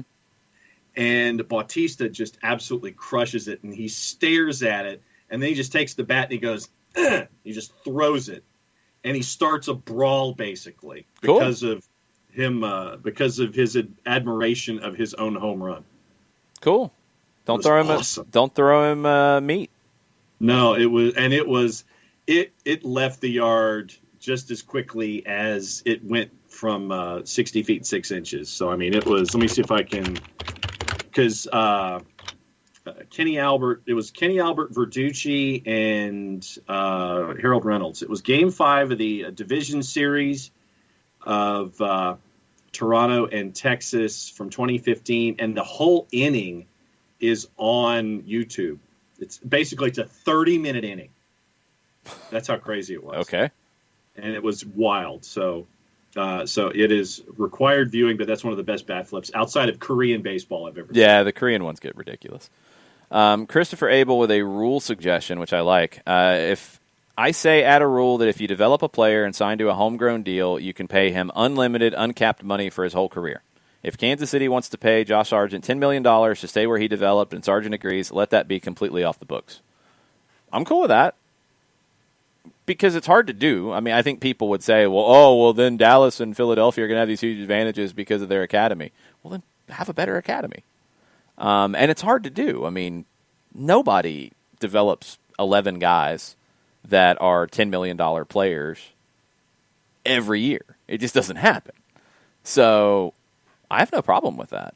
If you have to put a limitation on it, okay, create another batch of 3 and have homegrown designated players and whatever. But no, I'm good. You sign the player to your club that you developed, and it's got to be a stricter rule than some of the homegrown rules are now. Like Minnesota had homegrown rights on Caden Clark, and there's no way they should have had any homegrown rights on Caden Clark. He played like 1 year at 13 years old for Minnesota Thunder Academy before Minnesota United had an academy. Yeah. They shouldn't have any rights to that, and they were able to get money out of the Red Bulls to be able to sign him. That was stupid. It should be strict to fall into that. Like, they should have to have played in your academy for 3 years or whatever you want to do with it. Yeah. But, yeah, I'm good with that. If you want to keep your local players and it takes a lot of money to sign them, cool. I'm good. Because it's still going to come to a time, if you're Kansas City and Josh Sargent, you are able to sign him, he decides to stay instead of going to Werder Bremen, he comes into your lineup, he scores 20 goals. You're going to get an offer at some point that is going to be worth selling him. You're going to get a $20, $30, $40 million offer for him, and you're going to sell him on, and you're going to bring the next one in. I have no problem with that. I like that, Chris. We can tweak it. We can come up with a better one, and we'll submit it, and we'll see if the league throws it out and laughs at us. People are questioning your memory loss caused by a sodium deficiency. So basically, if I had more salt, I'd have a better memory. Or if you'd had your Mountain Dew this morning earlier. That's probably the better one. Yeah. But you get the sodium in the Mountain Dew as well. Well, hang on. Oh, no, he's got to check. Domer has already started the hashtag third hour SDH. We're not doing a full third hour. We're already 28 minutes in, but we're not doing a full third hour. We're not doing it right now. We can't always do a full carbonated water, hour. high fructose corn There's syrup, sodium concentrated orange juice, citric acid, There's natural flavor, sodium benzoate. See. And there's more sodium benzoate than there is caffeine. And boom goes the dynamite. 3, 4, 5. It's the 6th ingredient, sodium benzoate. Sean Vergara, don't forget to vote. Don't forget to vote. Vote, and vote some more. No, that's Cook County politics. One person, one vote. No, I'm not saying vote multiple times, but make sure you vote. Yes. Sorry, I should be more clear so I don't lead people down a wrong direction. Don't do that. Just vote. Get out and vote. Yes. Por favor. Yes. Guillermo Barros Schelotto has not been fired yet, Ricky Ricardo. That's what's so crazy about this. It's just now, all of a sudden, like, they're just going to hire him. Matt Wagner says, where's our managerial announcement? You're not in the situation the LA Galaxy are, where they need to bring back a club legend to manage because they have been a dumpster fire's not completely accurate, although they're turning into one. They made the playoffs last year, so you're not a dumpster fire if you make the playoffs last year. But they have not been elite since 2014 when they won MLS Cup. They have not been good since Bruce Arena left at the end of 2016. 2017 was bad. 2018 was bad, but they signed Zlatan and he scored crazy goals, so I guess people didn't think it was as bad. 2019 wasn't as bad because they got into the playoffs and Zlatan still scored crazy goals, but they didn't go very far. And then 2020 has been horrendous. Yes. So they have to make a move fast, and if this is the move, this is not an Atlanta move. Atlanta's not going to sign somebody who has never been a manager before, I don't think. Yeah. At any level. He's been an assistant. He's never been in charge of a team. So, no, I mean, if this is the move people want, just to make a move, no. No, make the move right. And there's no benefit to doing it right now, in my opinion. You should be looking, you should be talking, and that's what everybody has said they are doing. But you don't have to make a move right now just to make a move. I disagree with that. Manchester Evening News is reporting Samuel Luckhurst, Manchester United, have extended Paul Pogba's contract. Hopefully to sell him, because that whole thing has been absurd. Tied to the club until June of 2022. The decision understood to have been made prior to Pogba expressing an interest in joining Real Madrid last week. Yeah, sell him to Real Madrid when first chance you get. Yep. Because it's too inconsistent. Abby said Frost Advisory in Kansas is the Kansas City game at home. It is not. It is in Chicago this weekend. Yes, the arguing is part of the show, Burned. It is part of the spectacle, absolutely. It is not manufactured either. That's the funny thing. Nope. It's not at all. Nope. Not at all, because we'd come up with better things to argue about. Shiva, what do you guys think of the female central ref at the LAFC game? I want the best referees. If they're female, that's great. I could care less what their gender is. Was it Tori Penso? Yeah, Tori Penso is working MLS games. I just want the best referees for these games. And if it's Tori Penso, then cool. But and the flip side is, if she doesn't do well, then she needs to be criticized as a referee, not as a female referee. Right. That has to happen too. We've had female referees in USL Championship, and they've been very good. They've been some of the better referees that we've seen this season in USL Championship. So I just want good referees. If Tori Penso is the best referee, she should be working these games. It is a different conversation now because you have more games at like an NWSL level. You have more games worldwide where not all the referees, actually I think at the elite levels in the women's leagues, they are all female now. So if those leagues are pulling the best female referees and they're not working in men's leagues, that's not a negative. That's not a bad thing. But if they're working in these leagues and they're the best, then they should be working in these leagues. I have no problem at all. No problem. Burns says video assistant referees need different personalities than center refs. They found that out in Germany. Don't need big personalities for video assistant referee. I totally agree. That's a really good call. They do not need the boisterous, big, yelling video assistant referees. They need somebody who is going to be very deliberate, very specific, who gets it and can explain it to the T in the laws of the game to point things out. That's what Watch this camera angle. No, they don't need that.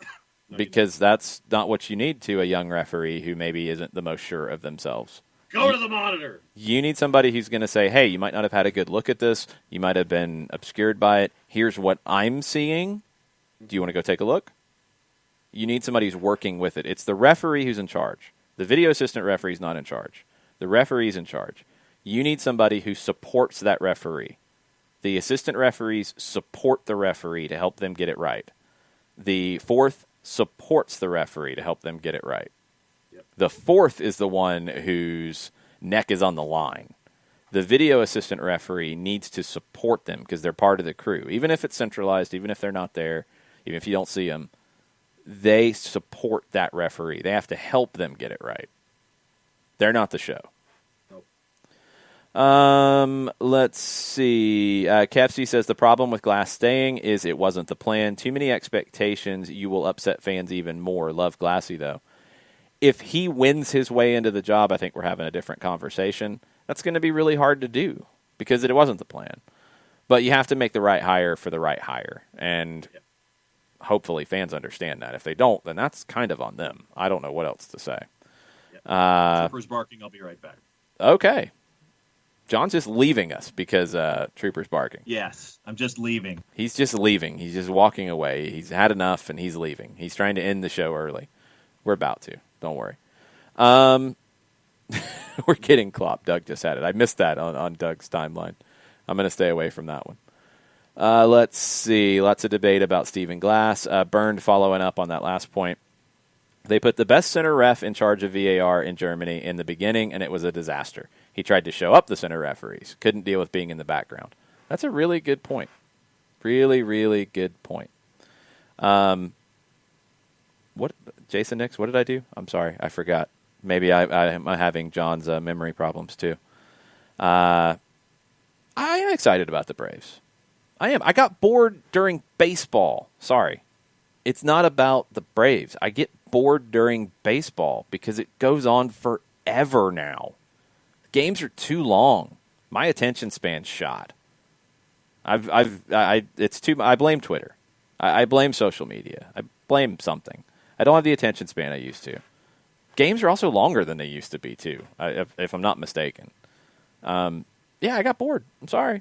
I got bored. I want the Braves to do really well. I do. Just got bored.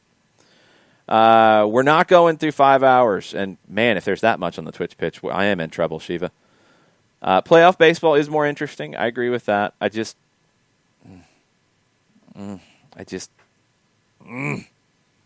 can't get into it. And, yes, the Wednesday game didn't happen. I agree with that.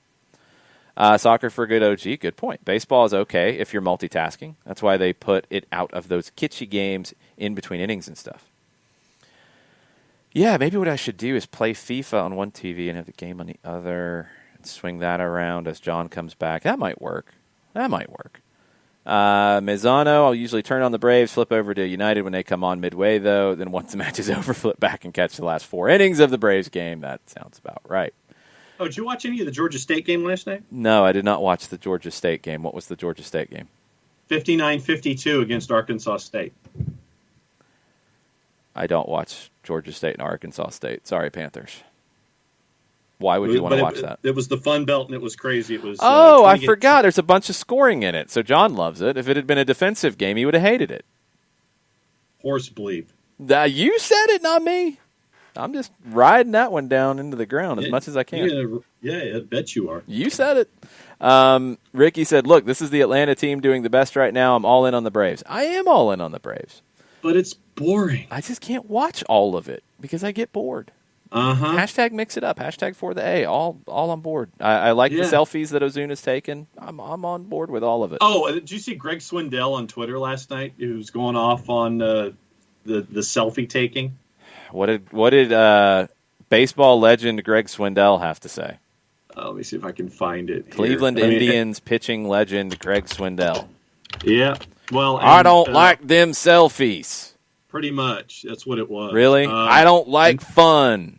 Pretty much. I don't know if Greg Swindell talks like that. That might be mean. Where was it here? For some reason, when I get off my lawn guy, it turns into a very dumb Southern accent. Yeah, well, he went to the University of Texas, so he was a part of that whole Clemens, Texas. Well, it might not college. Be far off. Okay, so here's his original tweet, and he caught hell from Braves fans. Okay. This MFer. Oh, well, I was trying to be nice. Oh, he's going to go there to start it off. All right. Yeah. This MFer just stopped and took a selfie rounding third on a home run. When does this blank stop? I'm sorry, but that's enough. Did he say blank, and did he go all in on the stuff, or did he try to censor himself? No, he did not censor himself. I censored it. Well, Greg, put on your clown mask and get the big floppy shoes so you can put those on as well while you're sitting in your den. Probably one of those really fancy lazy boys that probably has the massaging elements on the back or something, because you got to kick your feet up and get the reading glasses out, and you sound very old there, Greg. Okay, so here are his subsequent tweets. Oh, he kept going. After that first tweet got 651 replies, 775 retweets, and 202 hearts. Greg's famous. Good job, Greg. So here's his subsequent tweets. This is awesome. So much traffic tonight. Love it. Good night, Braves fans. I'm not a Dodger fan. I am old school, though. Fun is fun, and maybe, just maybe, y'all can win again and be in the World Series. Good luck. I love you all. Oh, so now you want to take shots because you want to play that game. Well, he got his little shade, and look, I hate this nonsense about Atlanta sports because it does cross over. It's why people act the way they do towards Atlanta United. It's why people act the way they do about the Falcons. It's why they act the way about the Braves. It's why the Hawks got no credit at all during their 60-win season. There's always a dismissive attitude towards Atlanta sports. That's fine. I hope the Braves win the World Series. I hope they go to Greg Swindell's front yard, and I hope they take as many selfies as they possibly can in front of his house. Punk. His final two tweets. Actually, he says his final three. I've learned what ratio is, boomer is, and that there are a lot of Braves fans on Twitter. Sorry, Ozuna, you're not an MFer. I'm old. Good night. Well, at least he took that part back. Good for him. You still didn't win, punk. Anyway, it's fun to hate the Dodgers. Yes, I agree with Soccer for Good OG. Absolutely. As an Angels fan, I can agree. She's got a Giants family and other Dodger-hating fans on the Braves bandwagon. I'm all in on that. Everybody can hate L.A. Uncle No Pockets wants a Major League Baseball team in Portland. They've talked about it. Yeah, for a long time. Hasn't it kicked back up? Well, the thing is, where are they going to play? Yeah, that's the problem. Well, they'd have to build a stadium. Oh, Chiefs coach Steve. We're not going 3 hours, Steve. No. He says, I used to buy ginkgo biloba, but couldn't remember to take it. Going to have to set those reminders on the phone. We're going to have to set reminders on John's phone, but he doesn't know how to do that.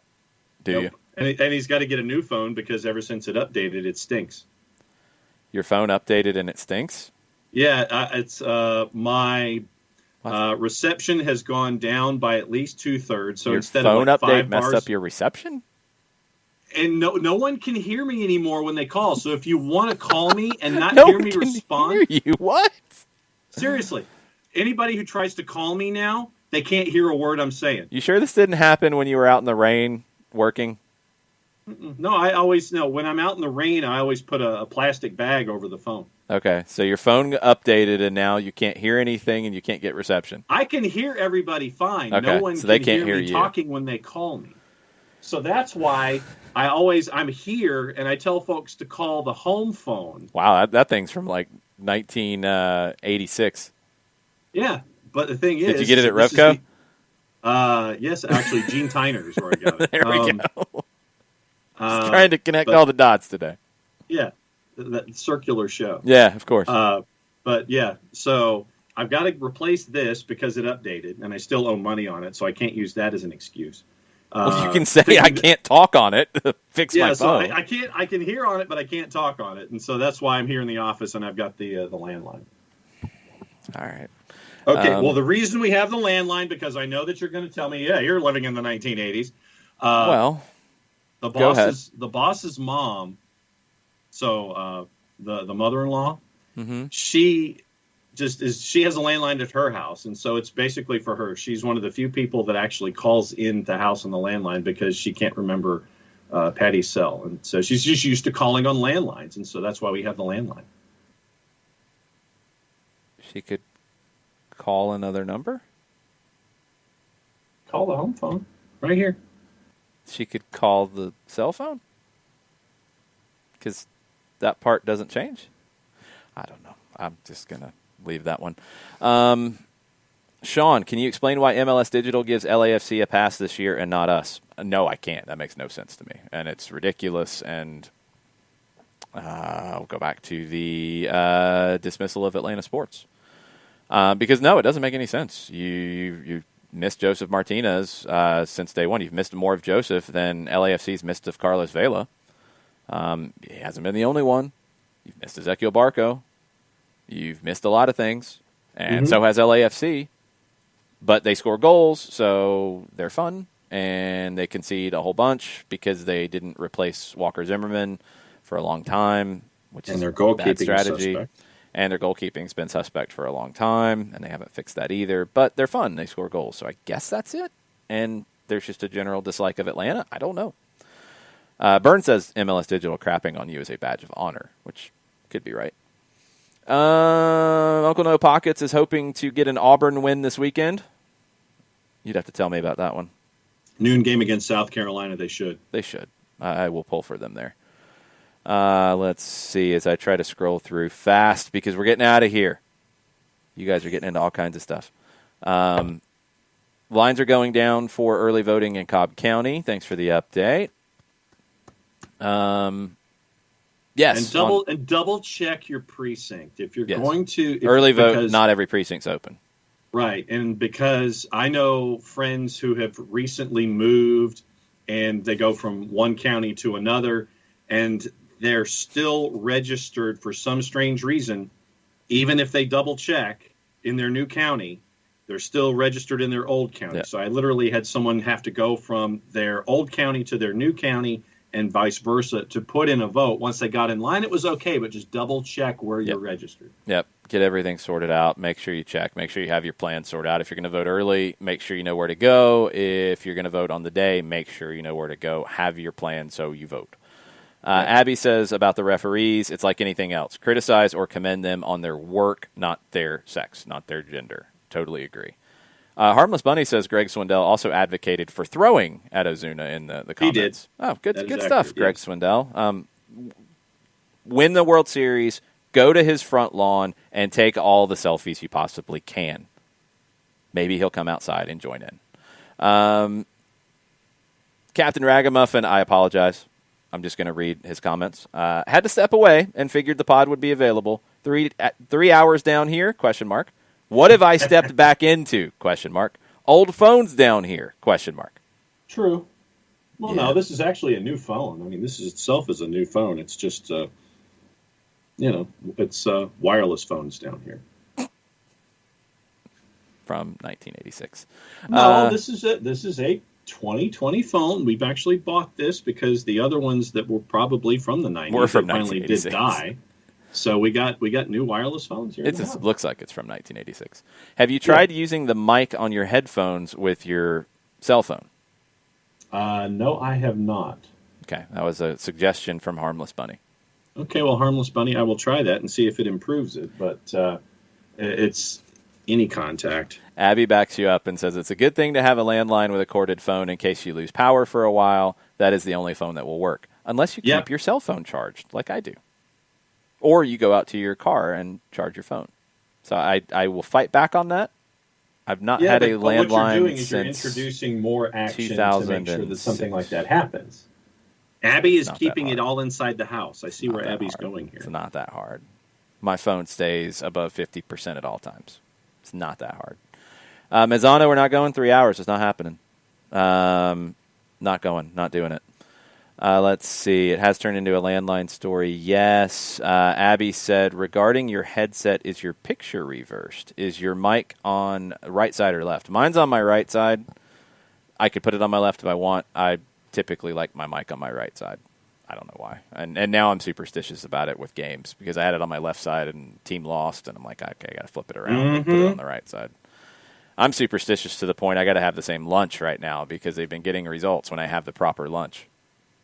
I messed up on the lunch on the Red Bulls game. I didn't have the full lunch, and they didn't win.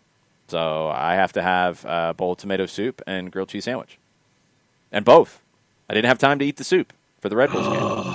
Dude. I didn't have time. The delivery guy, because we ordered from Panera, delivery guy got lost and all messed around, and I was running on a different schedule too, and by the time it gets here, like, I've got to get in the shower, I've got to get ready to go, and I have time to scarf down the sandwich. That's it. I didn't have time for the soup. They lost. When I've had the soup and had the sandwich, they have gotten results. So the last 3 results, I had bowl of tomato soup, grilled cheese sandwich. Sunday for lunch, I'm having a bowl of tomato soup, and I'm having a grilled cheese sandwich. Oh, that reminds me. Run-up, 7 o'clock tomorrow night. Yes, the run-up tomorrow, 7 o'clock, power hour at 10 a.m., and it is only going to be an hour. John is not getting a headset, Sean Vergara. That would be far too complicated for John. Yeah, you don't want that. Nobody, well, we probably do, but... We do, but you don't want that kind of complication on this show. Yeah, not doing it. Soccer in the Streets Trivia is next Thursday, October 22nd. You got more time to study. There will be a current events round in there. There will be a pop culture round. There will be an Atlanta United round. There will be an MLS round. And there will be 2 up for grabs. And it is not 100%, but very likely that Mike Conti will be joining in as Quizmaster again. Ooh. Sean asks if you got your phone at Circuit City. No. Man, Circuit City was pretty cool. I kind of liked Circuit City. Burned says, old school baseball guys and English soccer pundits have so much in common. That is totally accurate. True. Right on. Totally accurate. Yep. Mezzano asks, what's your fax number? Do you have a fax? Do you have a fax? But I think there's a way to dial in and then roll it over or something like that. Dial in and roll it over to do it. What? No, it's like if you wait about? for the message and then you sit there and you punch 9 for a fax and then it comes out on the printer or something like that. That's John's fax system. Do you still use Windows 98? You got me, but I doubt it. Do you know what Windows you have? It's like 10.0 or something like that. I don't know. Abby with a good point. During the Iceageddon, I never heard it called that. I thought it was the Snowpocalypse. That was the one that seemed the Snowpocalypse. Even when it was more ice. You had to keep the phone charged for a week. I didn't have my power go out that long, so I couldn't really. Yeah, we didn't. Our power didn't go out the whole time. That's bad. Ragamuffin, I'm not superstitious. I'm just a little stitious. Yes, I'm superstitious. I'm not even going to lie. I'm ritualistic. I'm not superstitious. I'm superstitious. I'm not even going to try to deal with it. Ricky says, portable chargers for days. Jason, you got to let it die once a week for optimal battery performance. I've always heard that. Yeah. But I'm fine. It's fine. My battery's awesome on my new LG phone, actually. So yeah, it's been great. Jason Heinley, he says he's trying to download the show only to realize we're still live. He says 3-hour show should start at 8 a.m. But the thing is, Jason, we don't know we're going 3 hours. We're not going first. We're not going 3 hours. That's not happening. And John can't function at 8 o'clock. He can barely function at 9. This is what we're saying. He didn't remember the Dawson's Creek conversation. If we went at 8, he wouldn't remember what sport we're talking about. It'd be all out of whack. It'd be baseball down here. Kefsey with a good point. It was always going to be a difficult transition from Red Bull to mate. It'll be worth it. It is different. It is different. Still trying to work out the less bitterness of the mate. It's at times, oof. Yeah, Swixter, he has looked at his watch and he goes, wow, SDH goes full on extra time and then to PKs. Yeah, it's one of those days. We're not going 3 hours, though. Mizzano says Glassy's going to hold up the game to make sure I eat my soup. I would have eaten it for the Red Bulls game. Now I know. I feel bad. Just get in contact with him and sit there and go, yo, dude, I need to eat my soup. I feel bad. Colonel says AT&T requires a landline to provide DSL internet. Never gets answered. No answering machine. Cool. I see AT&T doesn't do that here, but I had Uverse, and now they've switched over, and I'm AT&T TV, so we still have the same internet. But they did not require a landline in the city. So I do have AT&T, and they've been very good to me. Ricky says, tomato soup and grilled cheese is fantastic. Disappointed you haven't had it from Jason's Deli. There's not one near me. I would like to have it, though, if it's better than I've got Panera. one down the street from me. They are solid, by the way. I guess they could deliver to me. I might have to try that for a Sunday. Oh, that's right. Yeah, but I make my own. I mean, I'll do the Progresso tomato basil soup is good. I'll add some more Italian seasoning in there. I'll do a grilled cheese, butter, just a basic grilled cheese. Yeah, I'll make my own if I have to. No problem. It doesn't matter. As long as it's the soup and the sandwich. It can't be one or the other, I've learned. Or maybe the soup's the magical thing. I don't know. Because is one or the other a meal? Yeah. Yeah. A grilled cheese can be a meal. Tomato soup can be a meal, but they're better together. Maybe it's the soup that's the special thing. I don't know, but I'm not going to try it. I'm gonna roll with what's been working. I'm superstitious. We're not going 3 hours, Sean Vergara. It's not happening. Tesco, I only listen to baseball on the radio. I can't do the TV. I like the Braves radio coverage a lot, actually. They are really good. And I do like listening to baseball on the radio. I need to maybe try that. Maybe I'll stay more engaged with it. Ragamuffin says, if Jason makes it himself, is it not Jason's Deli? That's a good question. Excellent point. That's a very good question. Pacine is asking about your teletype machine. Movable type, sir. Yes, that's accurate. All right. Abby's house alarm requires a landline. So okay, you might need a landline. I get it. Yeah, I think that might be part and parcel to why we have it too, because we go through the other cable company that's not AT&T, and I think that we have security with them and through them. Why too. do you not like to say your companies? I'll say my companies. They need to sponsor us. No, AT&T's not sponsoring me, but that's who's provided my stuff for a while. They're good. Vergara wants an all or nothing for Atlanta United. I'd love to see that. That'd be fun. That'd be great. Nope, 3-hour show doesn't make the mate sweeter. That's true. Steve likes the tomato soup and grilled cheese. There's a Jason's Deli at Cumberland Mall. Yep, that's accurate. I've been to that one. I'm not a muffaletta fan, and I know that might ruffle some feathers. Not a muffaletta fan. I think they're overrated. Have you ever had a muffaletta? If I have, I probably wouldn't remember it. That's about what I expected. Ragamuffin says a sandwich is a sandwich, but a manwich is a meal. There you go. Man, I haven't had manwich in a long time. All right, I caught up to you guys. Ha, we're done. Not 3 hours. We'll be back tomorrow morning for the Power Hour. Thanks for hanging out for this bit of madness. Y'all have fun. Have a good day, and we'll see you in the morning. Mucha plata, y'all. Bye.